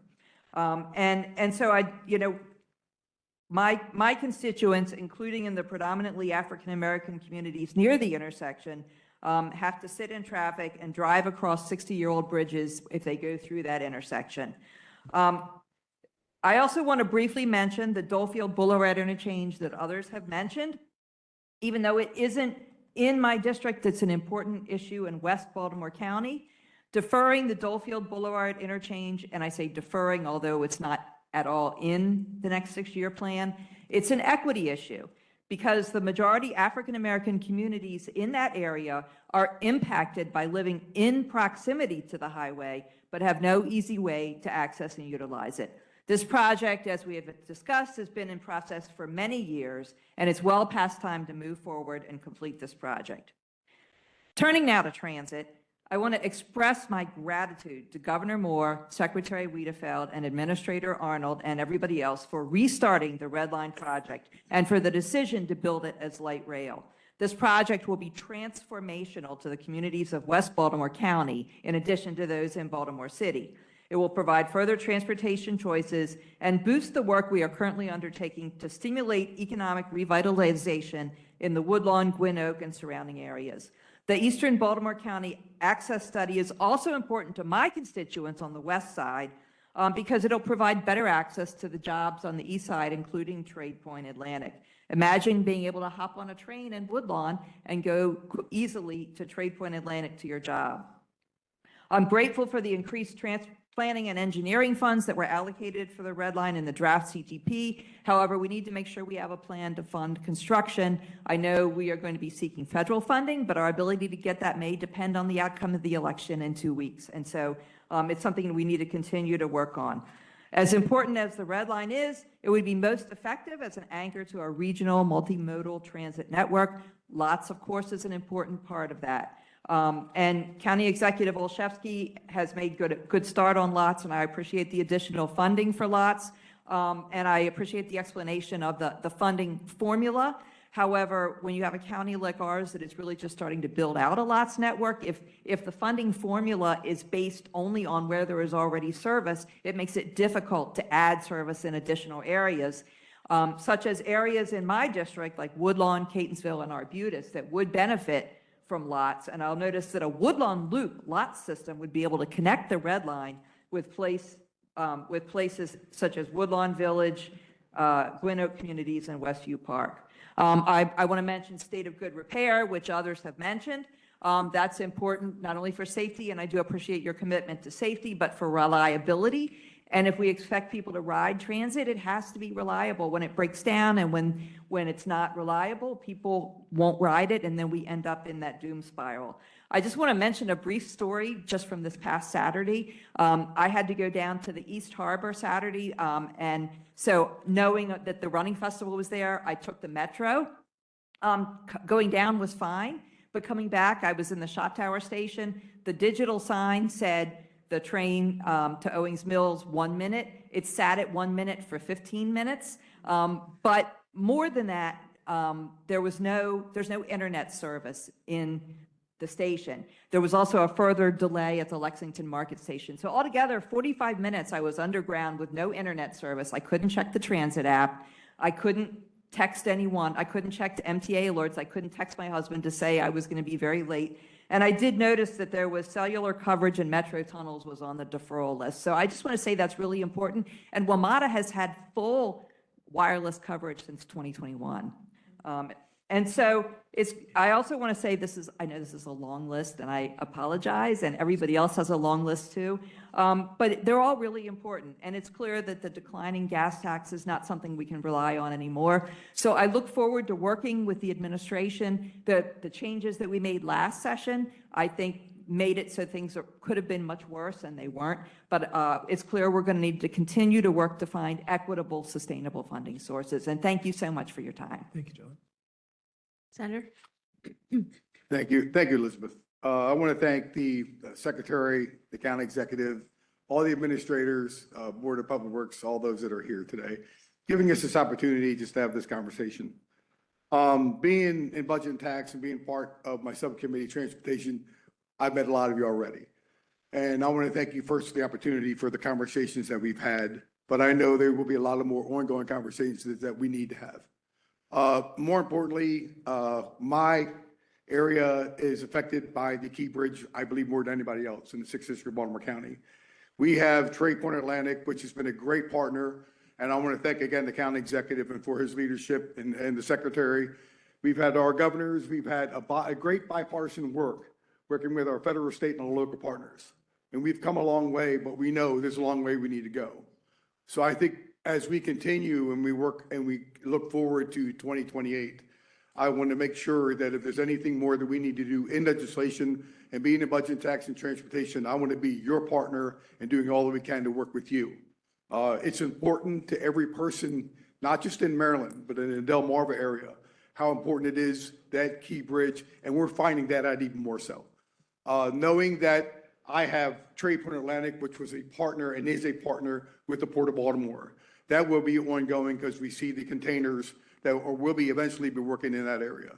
I also wanted just to say that I want to thank the Port Act that I worked with the President of the Senate and how that moved forward working with our partners, just not at the Port of Baltimore, but with all the businesses, all the people that it affected, and all those that lost lives. We just wanted to make sure that anybody that was affected, especially those that lost lives, that we were able to have just not contact with them, to let them know their children would be taken care of. So we've come a long way. But again, I need to say this, there's a lot more that we need to do. And I just want to make sure that everything and anything that we say here, that will be not just transparent, but will be very more communicated to our constituents, to our other partners that are here throughout the state of Maryland. So I'm not going to be long. I just want to say thank you for this opportunity. And again, I'm looking forward as our next legislative time comes in January, that we'll be doing some great things. Thank you very much. Thanks. I would like to invite anyone else who'd like to make a comment to take place in either line, if you wish. And Delegate Pasteur, okay, I'll call on you all then after. Yeah, no worries. All right, Delegate, you. Trying to move my fancy dancy roll later. Right. I can hear you. We can hear you. We can hear you fine. I need to stand and stretch for a moment, but thank you. Yeah, I'm standing like this, but thank you. So I really won't be long, and I thank those who were behind me for letting me get up. Thank you to all of you for the work that you constantly do. When we talk about transportation, I think we just expect it. We don't really process what it really means and how it really is that one thing that touches how people's lives are changed. It's the driver. And so I want to start and almost finish with a quote from the late Congressman John Lewis. And he said, the legacy of Jim Crow transportation is still with us. Even today, some of our transportation policies and practices destroy stable neighborhoods, isolate and segregate our citizens in deteriorating neighborhoods, and fail to provide access to jobs and economic growth centers. So true. Every citizen deserves to be able to live where it's good, where they feel safe. So when they move to go into those places, they don't always process the unintended consequences of those moves. Not having the buses, the light rails, the transportation, and even the cars to get them where they need to be and want to be so they can go to school, so they can get jobs. We have got to support, the county executive said, how we move from west side to east side, from east side to west side, and do that without having to process the traffic jams or the lack of all of the things that they need, the accoutrements that they need to be able to do that, to grow, to make sure that their children get to go to good schools. And all of that falls right at your feet. You are so incredibly important. You're so incredibly important to the lives of not just the people in Baltimore County, but in this state. So we can't afford to just dismiss because of funding mechanisms and processes that we don't have. And after what I've said, maybe it sounds trite, but it isn't. Something like that Dole-Field exchange. It moves people. It gets people to where they need to be so they can grow, so their families can grow. It is not something that decade after decade we can then decide that we will put it on the back burner. It can't be. It is critical. This is about lives. It's about making changes. My real life is being an educator, and I want to stay in that lane. But being a delegate, I've grown to understand all of the other lanes that intersect with that. That if I want children to have doors and windows of opportunities open to them, they have to be able to get there. How we fund that red line. I'm so happy we're doing that again, looking at it, and that we will look at it through a lens that say, we will stop it in places where people can access it, and that they will have ways to access it, and that we won't be afraid. And I said we, and I mean we, won't be the ones who somewhere in our heads say, but you know, if the transportation is limited, it keeps them out of our neighborhood. We all do that, consciously or unconsciously. I just took this to a different level. So I'm just going to take my little role.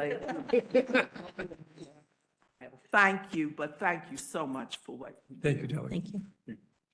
Councilman?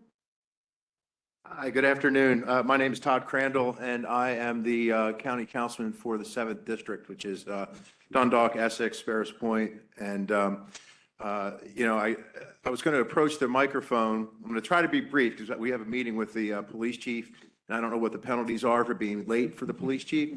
But, you know, I was getting ready to reiterate the county executive's points on highway user revenue and lots funding.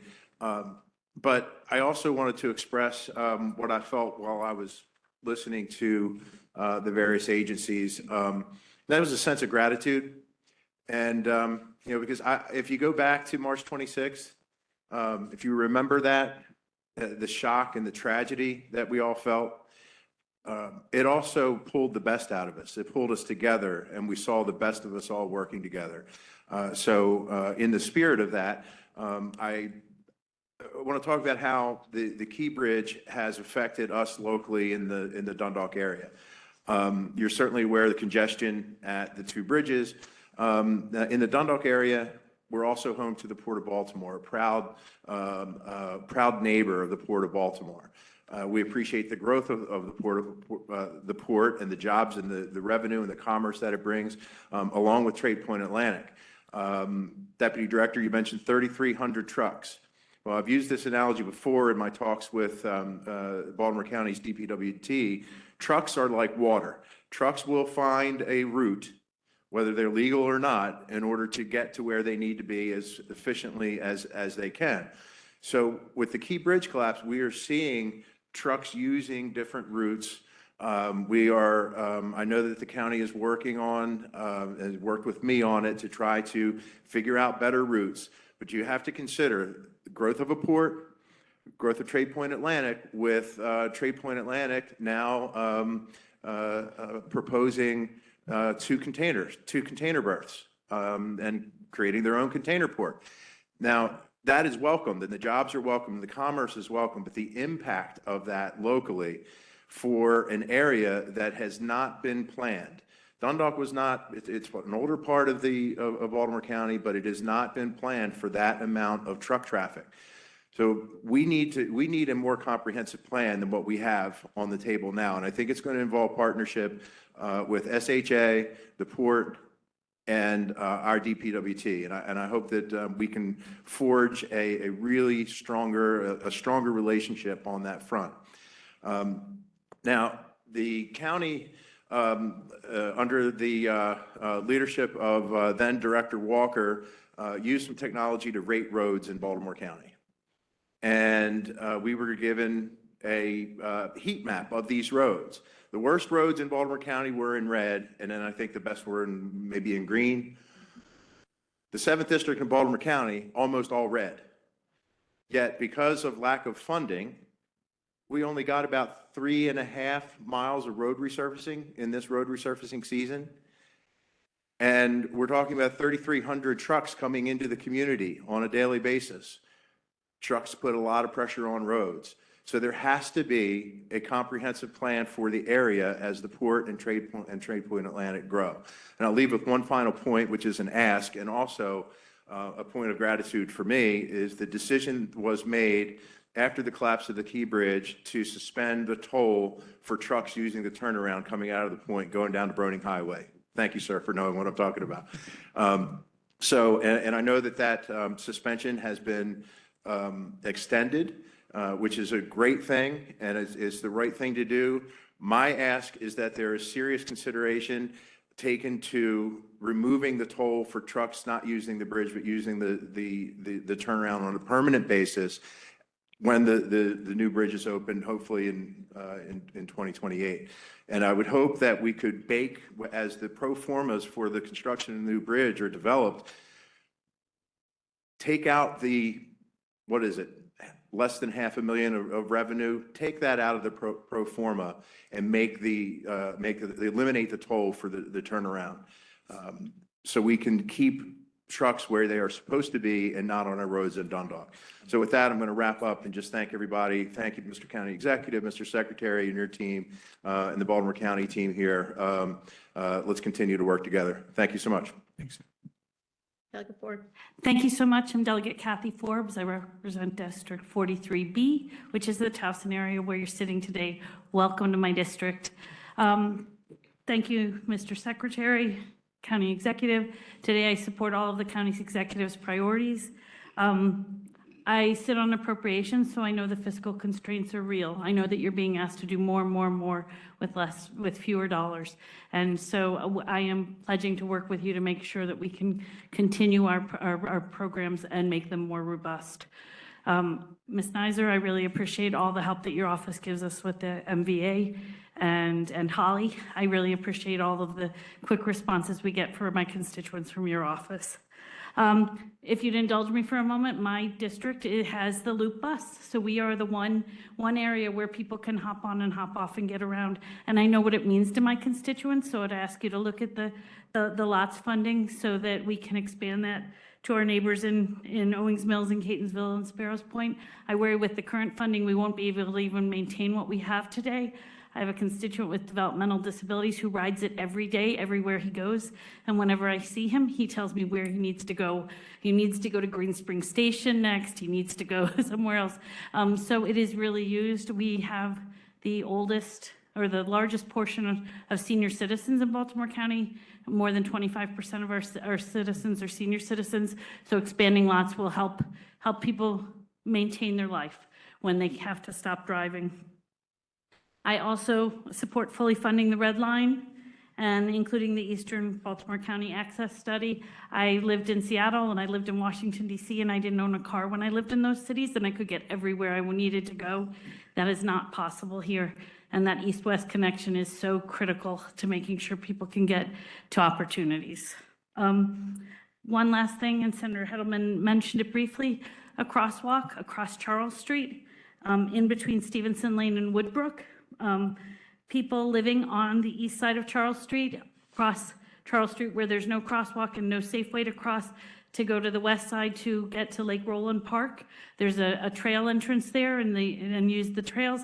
I see women with baby strollers pushing their strollers, running across the street, and someone is going to be hurt. Right now, that section of the road is under construction for a water main replacement project, but in my talks, I keep hearing, oh, that's federally funded. We have no state funds to do anything there. But if we could get a crosswalk there to enable people to cross the street safely before someone's hit, we would really appreciate it. Thank you all. Hi, I'm Delegate Ryan Naraki. I represent the eastern part of Baltimore County in District 7A. First of all, I want to thank you all for being here, Mr. Secretary and your team, of course, for everything that you all do.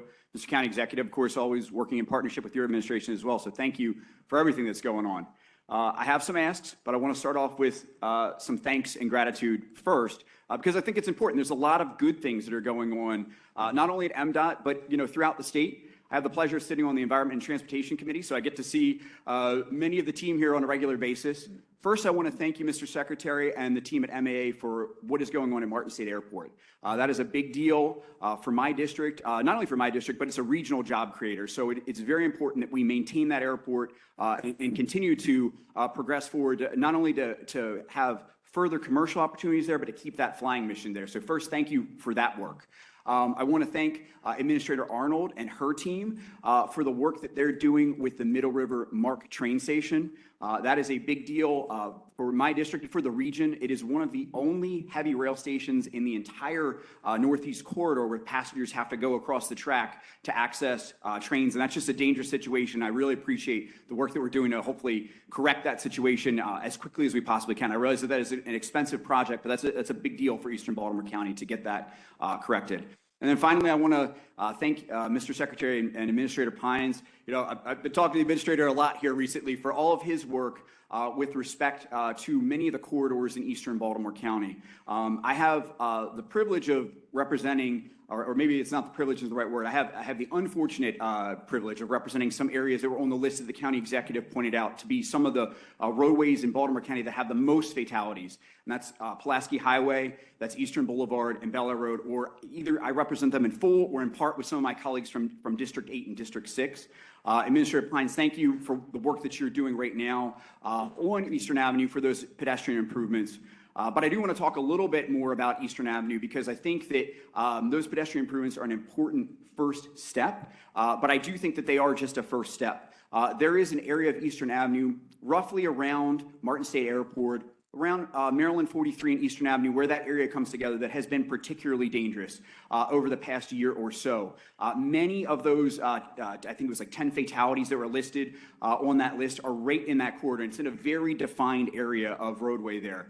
You know, being on the Environment and Transportation Committee, I get to hear a lot about different roadways around the state, and there are very few in a very defined area that sort of rival that many of fatalities in a small corridor. Much of it is speed driven. Some of it is because of the configuration of the roadway. There's different things going on there. But I do think that it's important. I think we have an opportunity. There's some potential construction projects that are going to be occurring in that corridor where we might be able to get some private investment to help correct some of this. But I don't think that that's enough to solve it. And I really, Mr. Secretary, implore you to administer. I know you're looking at it, to do everything we can to deal with that corridor there.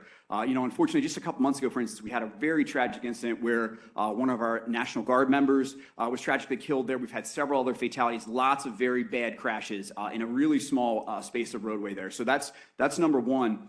Number two is a eastbound connection from Maryland 7 to Maryland 43. And I know this has been on the discussion block for a long time. I know the county executive has supported this project as well. I've had very good discussions, myself and Delegate Schlegel have had very good discussions with our federal partners. I believe that there is appetite at the federal level to help us get that project done. It sits between two congressional districts there, Congressional District 1 and Congressional District 2. So I think there's an appetite there to help push that project along, but it is also a significant safety concern. One, I think that would help with some of those safety concerns that we see along Pulaski Highway, because then Pulaski Highway becomes the funnel for some of this there in that area. But also there is a volunteer fire department there, White Marsh Volunteer Fire Station, that is right around this intersection. One that often cannot get out very easily out of the fire station, but when they are able to get out, they end up having to go down Maryland 43 and make quite a dangerous turn there. It's one of the busiest now volunteer stations, frankly, probably one of the busiest stations in Baltimore County. They've just added a second medic unit, for instance. I've personally witnessed several times where we're bringing a medic and a fire truck and making some really sort of dangerous turns there on the Maryland 43. So I think it is a legitimate safety concern there, not only a congestion issue there, but definitely a safety issue. Frankly, we're also kind of funneling other traffic to make some sort of dangerous maneuvers there, probably illegal maneuvers, frankly, but also dangerous maneuvers in that area. So I would implore you to kind of consider those two projects. Obviously, my colleagues have talked about a lot of other needs, but in my district, those are the two that really would have a dramatic impact on quality of life and safety for constituents in Eastern Baltimore County. So thank you very much. Thank you. Senator, go ahead, yes. Okay, thanks, Mr. Secretary, CE. Yeah, thanks, and members of the administration, thanks very much for your presentation. For the record, I'm Senator Ben Brooks. I represent the 10th Legislative District in Baltimore County. And for the sake of brevity, I'm just going to say me too to what all my other colleagues said, and the fact that I got a meeting I got to be to at 4 o'clock. Yes, yeah. So, but just a couple of quick things, you know. I definitely agree with what my colleagues have said, but on an aesthetic perspective, especially on the entrance and exit of the ramps off of 695, you know, I think it's the SHA's responsibility to keep those areas clean, and I don't know whether there's a time cycle that you're on, or you need someone to call and report that there needs to be work done there. So, but that's one concern. The other one is there's some work being done on Liberty Road between Milford and Rolling Road, and the pavement looked like they must have did some work toward fire hydrants or something, but they dug up the middle of the asphalt, paved it back. But it's like driving over cross ties. I mean, they could have done a much better job in leveling that out. And I'm sure eventually it's going to be repaved. But that's, I mean, you're talking about if you want to have a front end alignment, just drive across there, you know, every day, you know. So I don't know what company is responsible for doing that, but they did a horrible job. And I really would appreciate it if you were to look at that. Yeah, yeah. So, and go ahead. Sure, happy to take a look at the pavement there. Okay. Make sure that we get on that. Yeah. Candidly, I'm not sure about the phasing either, but on the litter issue, on the ramps, last fiscal year, the governor did bring forward funding for us to be able to help continue our cycles We currently operate at a 4 to 6 week cycle around the state, and then we supplement with what they call Operation Clean Sweep that happens near major holiday periods. Candidly, we have areas, I had the team go out, take photographs of a ramp at I-97 where they took it to bare grass. Then a week later took photographs and it was back to being littered again. So certainly we observe that the litter production is far greater than our funding levels can support in terms of frequency. We are taking additional actions here at the end of the month. We're going to be releasing a new rebranding of the Adopt a Highway program, where it'll allow for electronic sign-up, show the roads that are available to help get constituents to help support litter cleanup. But we know that it's a major issue. The team works very hard. We also have secured some equipment that will help us have greater production in the litter removal thing. It's called a road rake that actually does it more manually with a tractor. So we're trying very hard to keep up with it, but candidly need a lot of help and support and partnership with education about litter, as it's a big problem. And frankly, in certain areas, the production is just, we cannot keep up with it. Yeah. And one last thing, we're talking about the number of fatalities, and Liberty Road came in number 2.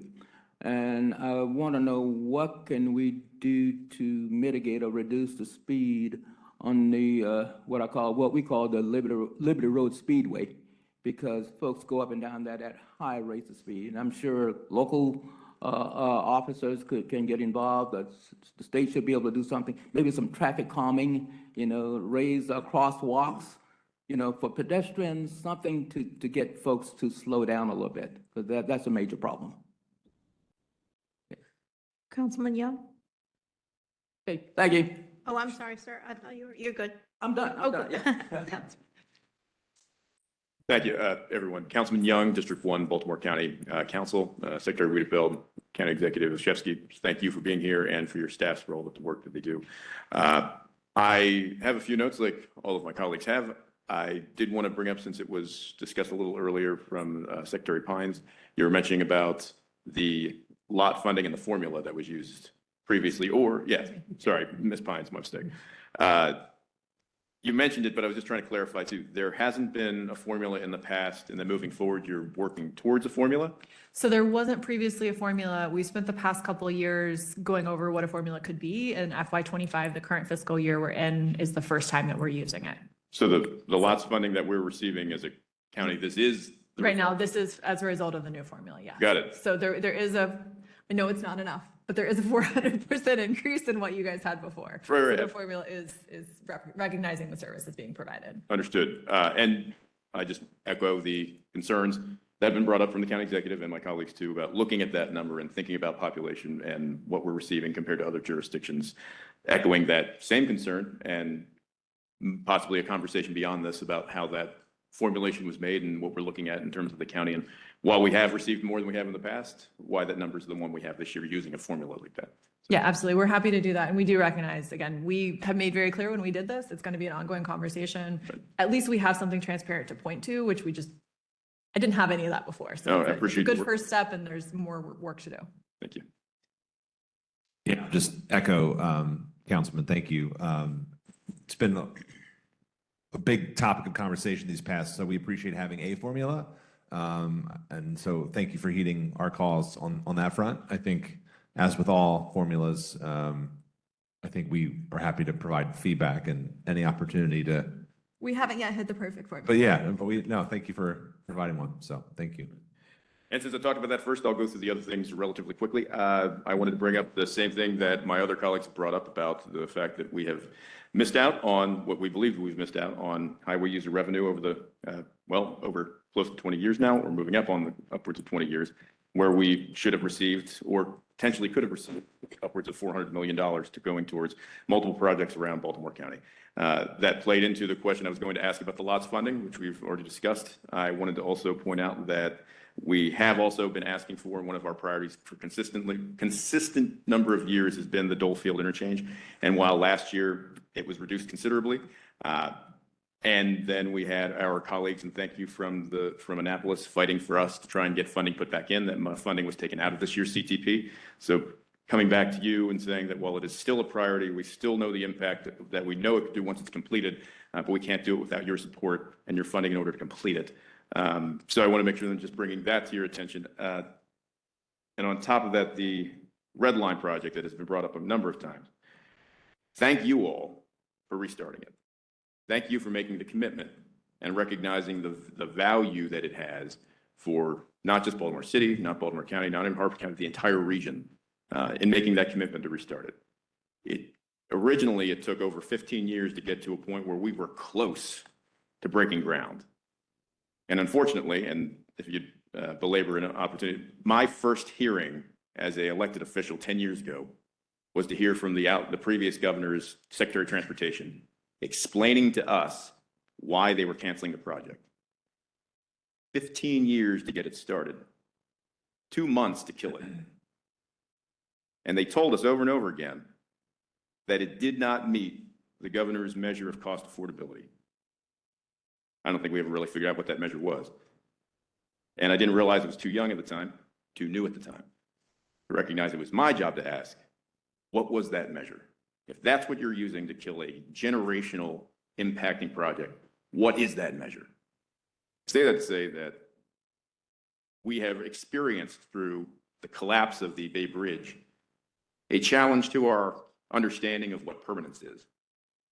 The mundane task of crossing a bridge for our residents, for our workers, to reach family, to reach jobs, has been challenged. We no longer have that option available to us. We could have been in a better place today had we received those funds to make sure that our public transportation projects, that our roads and our connectability for our residents was in a better place today, and we would have been better prepared to deal with the volume that we're dealing with now. And I want to just mention this because it wasn't done on purpose, but somebody did mention about 895 and 95 and the work being done there to alleviate some of this pressure. For the first time in 40 years, I've had to calculate and figure out what the traffic's going to be like on 695 on the weekend. I'm not saying that to complain. Traffic's traffic. There's a bridge. There's completely reasons for it. But we, as residents of Baltimore County, recognize that 695 is the connector for us from one side of the county to the next. And that by losing that bridge, we felt that impact, and it's provided us and you all the opportunity to see where our shortfalls have been, where we could have invested. And I know Secretary Wiedefeld, Mr. Pines, Mr. Arnold, Ms. Arnold, from my interactions with you individually, I know that you like to think proactively. You have the experience. You're in the right position to do so. I would love to work as a partner. I know that the administration wants to work as a partner to see where we've missed opportunities and don't make that same mistake now while we're rebuilding the bridge. Thank you for the opportunity to speak and look forward to partnering with you in the future. Thank you. See, Delegate Eversole, the last standing delegate. Eric, before you go, just an observation that I forgot to mention in my remarks is that as we think about highway user, we're glad and we've worked with partners at MML, but I think we've especially felt the pinch because we are a county, one of two counties with no incorporated municipalities. And so we know that highway user revenues, actually municipalities across the state largely have been restored in their funding formulas. And so that is at least one place where a lot of the populations of our counties, large and small, are seeing the benefit of those dollars at work. And so I think, just to sort of highlight Baltimore County's in this unique position where had we had municipalities, like if Towson were incorporated and gotten its own highway user dollars, it'd be one less place where the county would have to worry as much about. So I just highlighting that. Thanks. And I agree with you. I'm going to just thank you all. The same thank yous everybody else has said. You're a good-looking bunch, too, I want you to know. So there's that. I will hammer home the same peg into the correct hole that Towson is not Baltimore County. That I live in Catonsville, and I don't think sometimes I resent Towson, but I'm glad they're here. but really we need to think of the entire county. There are local oriented transport systems that are available. White Marsh, eastern side down in Dundalk, Owings Mills, Catonsville, Lansdowne, these could all use them to connect us to, and we'll get to that next. The Red Line, and I'm fully in support. In the same anger that Councilman Young felt when he was in the delegation was mine too. I didn't understand what was going on. I said out loud then it would take us twice or 3 times as much money to get the Red Line and probably another generation, and all that is coming true, but we're going to have to hold firm, and I appreciate the fact that you're going to. I don't want us to limit ourselves to thinking that if we get the Red Line, we've won. Baltimore needs more transit, okay? There's a number of other lines that are possible, and I'm hoping that we're thinking about those too. Once we get the Red Line, let's keep moving forward. It's very important that we do. Airport, I got to bring up the airport. Catonsville, where I live, is uniquely impacted by the airport. We're in a landing strip, but it's not used often, much to our love that, the other one's more, but it would be great if you would notified us if there was construction going on one of those runways that would divert traffic to Catonsville, so we can give people in that area an idea of how long they will have the planes coming over their houses. They are pretty low, but we understand we live near an airport and we got to put up with it. But if I could have a sense of my ability to tell people this is going to go on for another 2 weeks, another month and a half in the evenings. Right now, I know they're landing in the evenings while they work on the runway at night, and that's great. But if you could just keep us in the loop as to those changes, we would really appreciate it. Hold on. Okay, that's really it. I do want to. The next gentleman's going to talk to you about the short line trail in Catonsville. And I am a full supporter. We got some state money, but we need more to do the things of the short line trail. It's a bike trail in Catonsville that's going to ultimately connect Catonsville to the city in a very unique and cool way. The last thing I'll say is, and it's a positive one, light rail. I ride the light rail. It's the best way to get to a ball game on a day game. Night games, I can find parking. Day games, not so much. And I drive to the only station in Southwest Baltimore County where I represent, down at Baltimore Highlands. I can park 10 feet from the rail, get on my train, and they run pretty regularly. And I've never had much trouble other than that the train is packed, which is a good thing, okay? So I want to say good things about the light rail. I know we say some things about it. Generally, the number that says when it's coming is accurate, and I appreciate the service, and that's why we need more of them. And I'm done. Thank you very much. Appreciate everyone's patience. I know we're at 4, want to hear from others. Senator Klossmeyer is our last elected official who's going to speak. Thank you. I'm Senator Kathy Klossmeyer from the 8th District. Thank you. That's what good staff is about. And first of all, thank you, Secretary Wiedefeld, for your afternoon and for just being here. And I want to thank each and every one of your staff very, very much. And I don't have a favorite. And I want to thank the county executive and his staff. I don't have favorites over there either. You're my favorite county executive, right? Yeah. So, but anyway, because I feel like you've all been very, very responsive over the years. If I call, I get answers from each and every one of you, and I really, really appreciate that. And everyone has said everything about the county, and all I keep hearing in my mind is east side, west side, all around the town.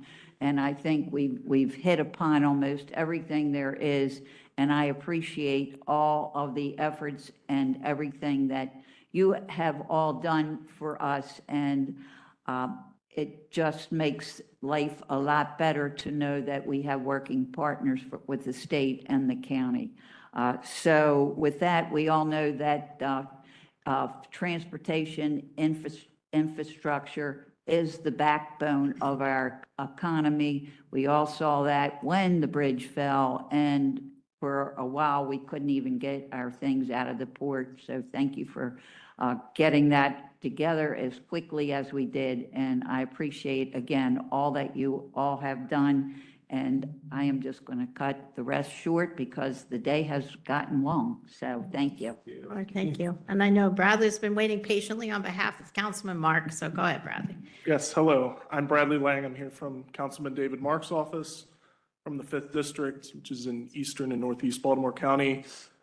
He's sorry he couldn't be here. So I'm going to read this letter, and I also have some copies to give you if that's okay. So, and thank you, Secretary Wiedefeld and County Executive Olszewski and your teams. All right. Thank you for visiting Baltimore County as part of the Consolidated Transportation Program tour. I wanted to highlight some of the transportation issues that are important to my district on the east side.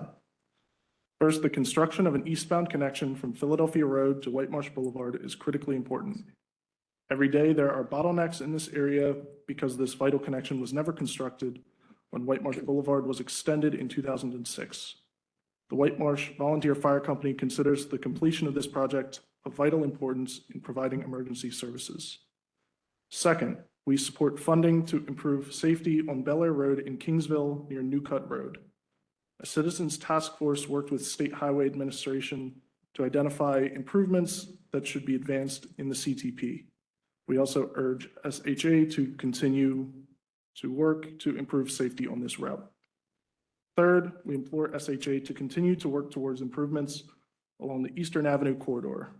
This has been a top priority for the District 7A delegation in Annapolis as well. The future of Martin State Airport is also important to the region.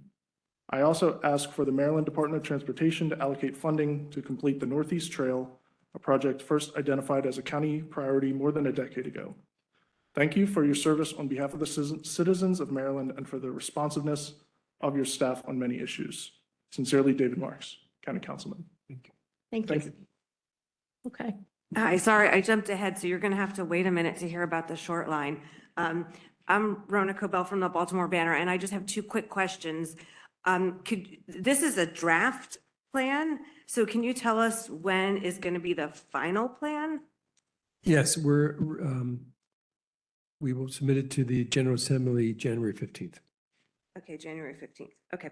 And just one more question for, I guess it's for Holly Arnold. I'm a little bit confused because I saw the county executive slide with all of the populations of all of the counties. And could you just explain one more time how you're looking at Baltimore County just as the population of Towson?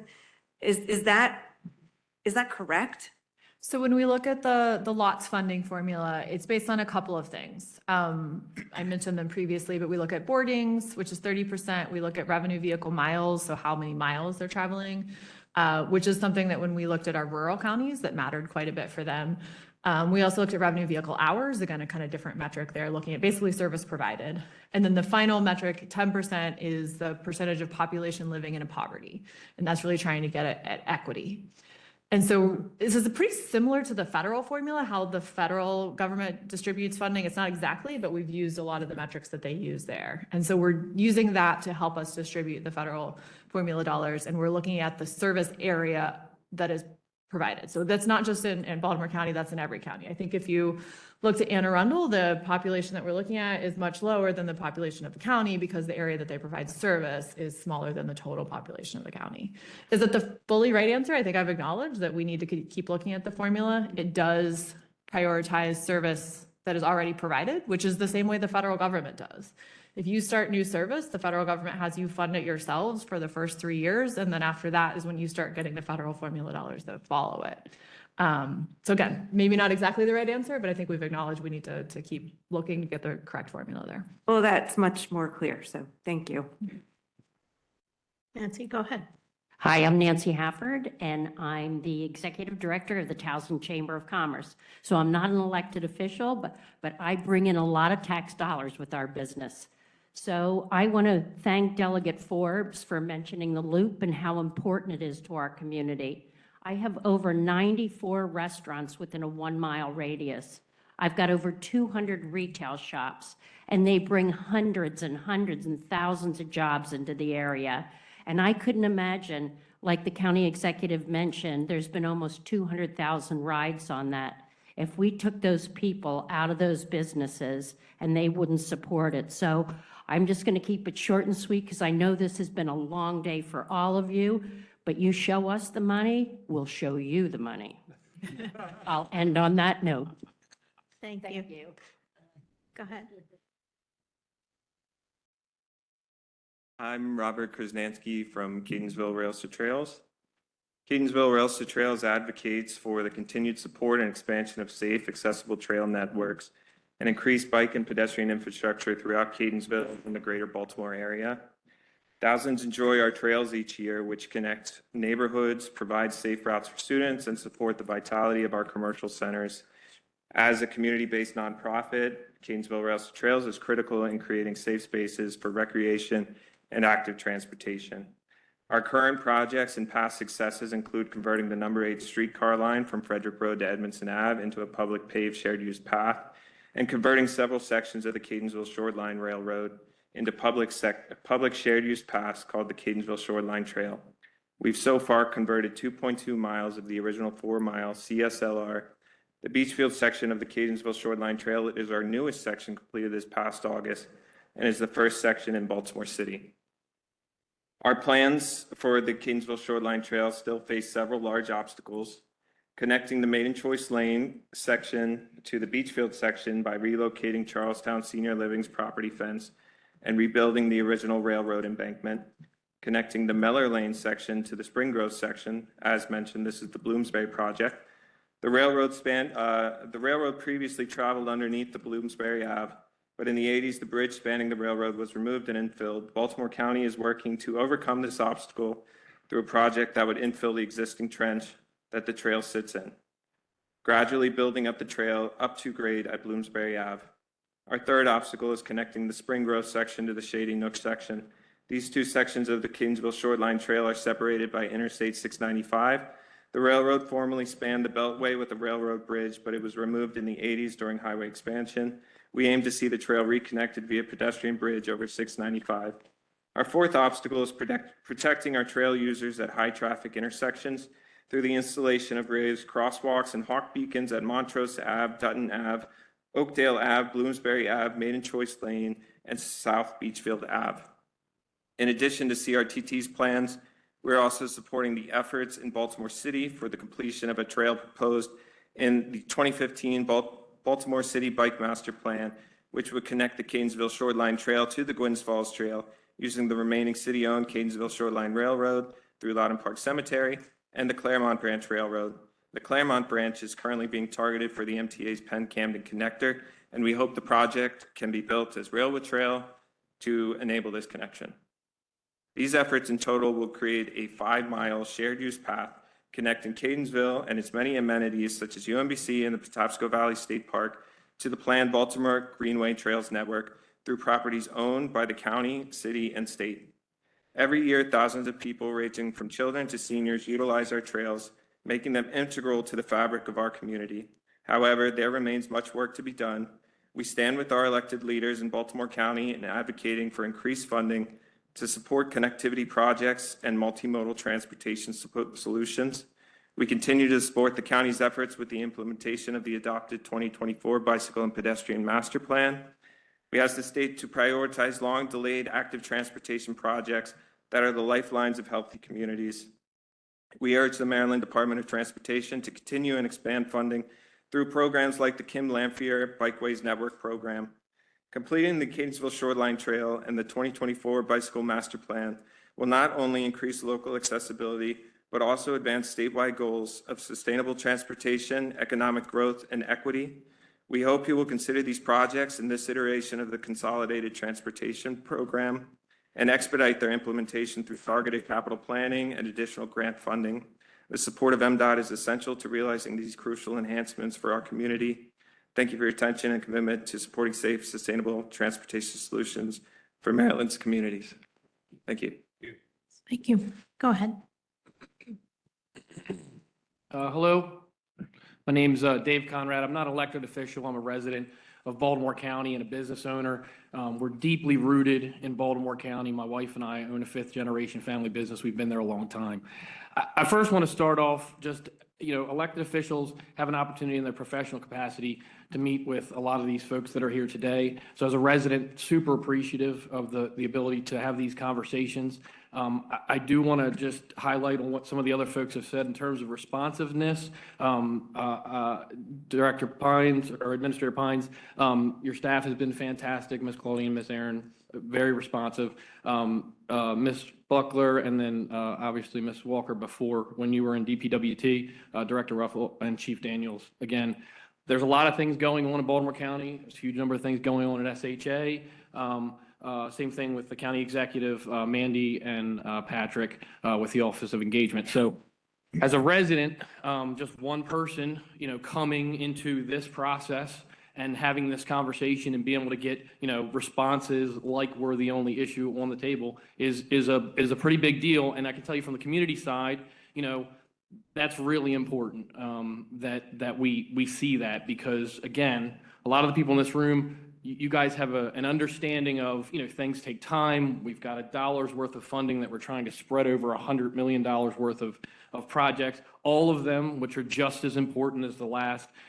The community side of it, it's really important that they see that responsiveness. So I really appreciate all the feedback, even if it's hey, we can't do it now, or we have to do this first, whatever, just helping us through the process from a community aspect. So we can say, okay, what do we need to do next steps? The section that I really want to talk about today, again, it's a very small portion of what we're looking for in terms of CTP, is the section that was mentioned by some of the delegates and also by the councilman, is of Eastern Avenue. We've seen huge growth in Eastern Baltimore County over the past 10 years. Trade Point Atlantic wasn't mentioned, but 43 Corridor, Greenlee, has brought a lot of things going on. About 3 years ago, the community, in partnership with DPWT, state highways, our elected officials, basically carved out a target area of where we thought, what we called the gateway to our community. We're in the waterfront communities down there. There's only 2 ways out of the waterfront communities in Eastern Baltimore County, and that's Ebenezer Road and Eastern Boulevard. If either one of those are compromised, we end up doing, so some of that's county, some of that's state. So looking at that, and again, you guys wanting to be proactive, the community, the delegates, the council folks wanting to be proactive, we started taking steps to what do we need to do to evaluate and assess what we have now, what's coming, what we can do, what we need to plan for. And we're, well into that process. We're about 3 years in. We've looked at the accident data. We've looked at the county side of things. We've looked at the state side of things. And we're in a good position now. So my ask is for this CTP is just to be able to help us keep the momentum going forward with this process.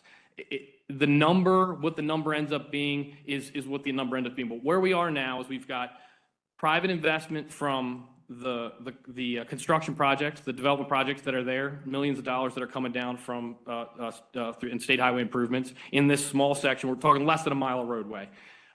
We've got the county. We've advocated for the CIP in the county as well. The county's willing. They've already put forward some of the improvements. They're in the county portions of the roadway in the current CIP cycle that's come through. They're coming to fruition in 2024. There's still more that they're looking to continue to put in place. We've gotten DPWT and county and state highway studies completed, safety studies, initial safety studies. We need the traffic impact study as our next step so that we can start to put some numbers and get some targets so that, again, the community can continue to advocate for, again, when we hear all these numbers here, we know we're going to have to find and get creative in how we're going to be able to fund these things. So we want to be able to do that. So we're going to do that if you can help us with that. And then on the short term, there's just a few small things, again, from the community side. It's hard for them to see. If they don't see any movement, it's hard for them to stay engaged. And it's hard for me as a community member and an advocate to say, hey guys, let's show up at a meeting. Let's do this, let's do that. So one of the things we can do, there's a few small things. There's a small traffic connection, a signal connection that can be made with one of the communities that's directly impacted in that section of roadway between Lynbrook Avenue and the Fairwinds community. It would basically just, time that signal to any loading at that intersection so that they can delay that. There's a pothole right at 43, Maryland 43, and Eastern Boulevard. It is, it's just sunken down into the ground. It's a manhole cover. It's right in the lane of traffic.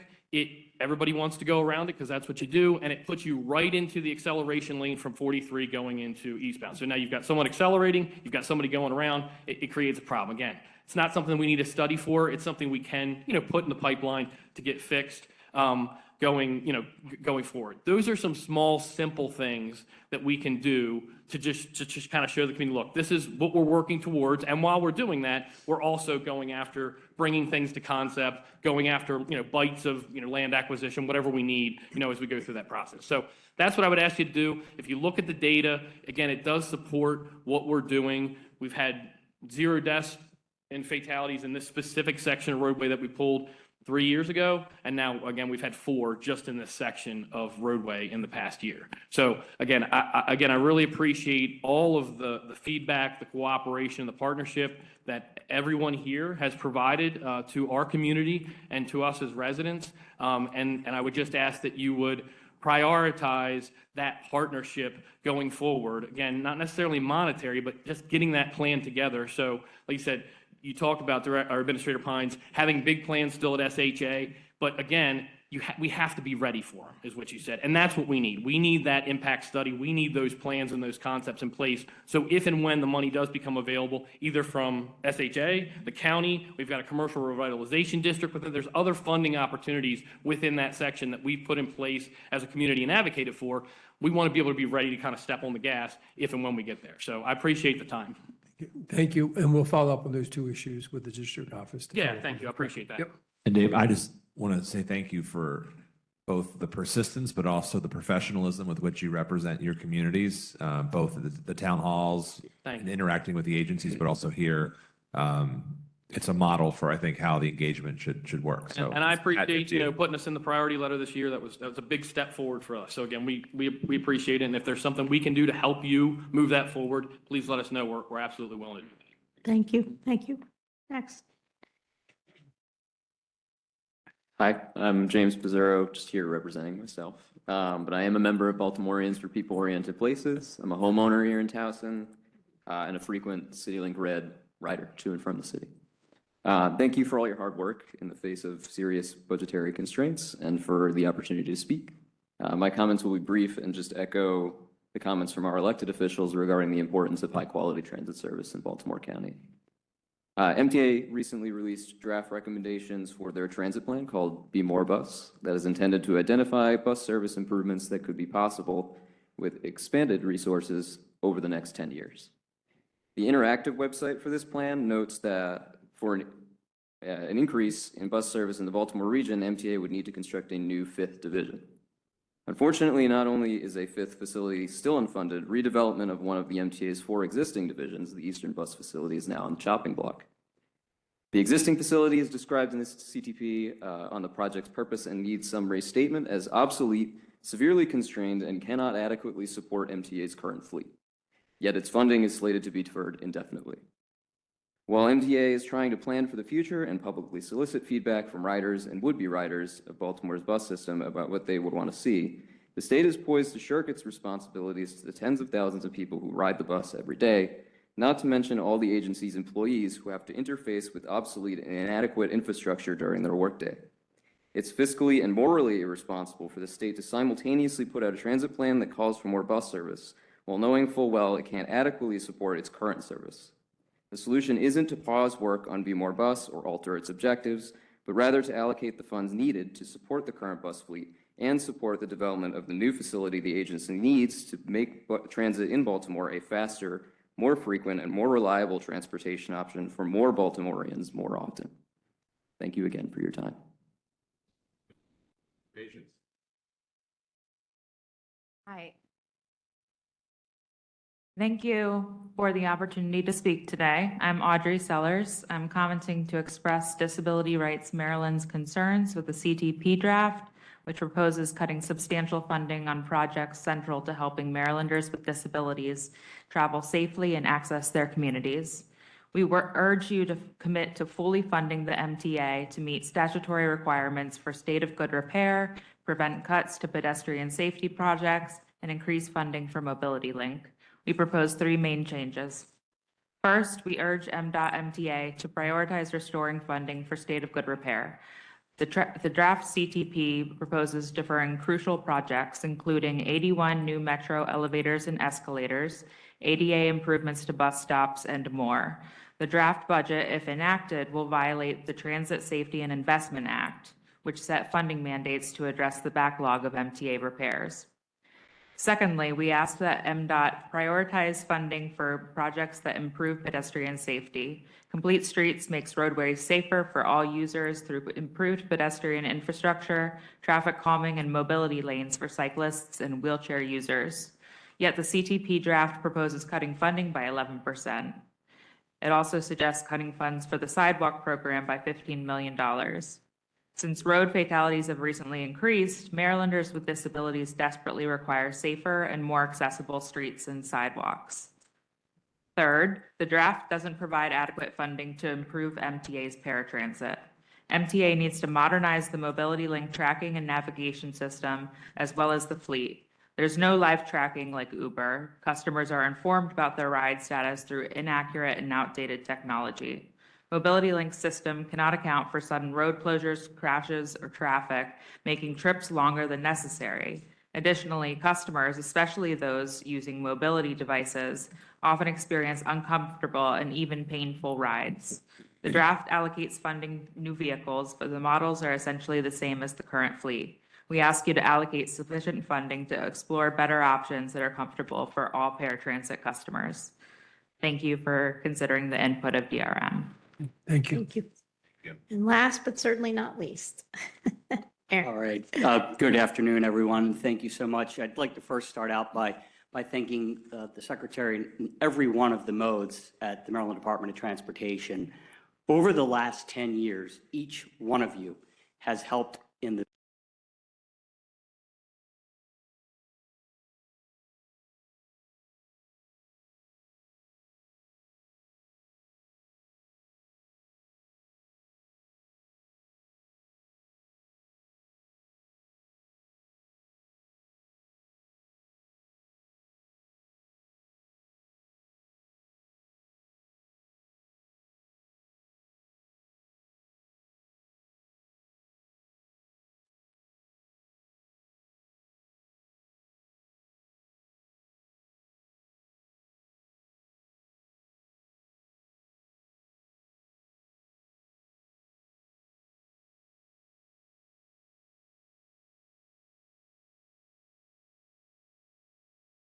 growth on the west side. The more we can connect to the west side of Baltimore County, we can pull in those communities into our job sector.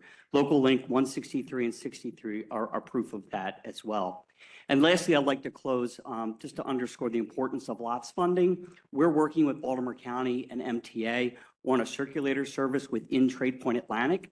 It takes a 63 and 163 bus about 40 minutes to process through our 5 square miles. And we're trying to find a way to make that a little more efficient to cut down the transit time for the employees that work at Trade Point. And we have some preliminary results that have come forward and potential funding formulas that we're identifying. But the lots portion of that funding is a critical component to helping effectuate that new service for southeastern Baltimore County. And again, I just want to thank you very much, and I thank Baltimore County for the invitation. Thank you. Thank you. And thanks everyone for your patience. Appreciate your time today. Take care.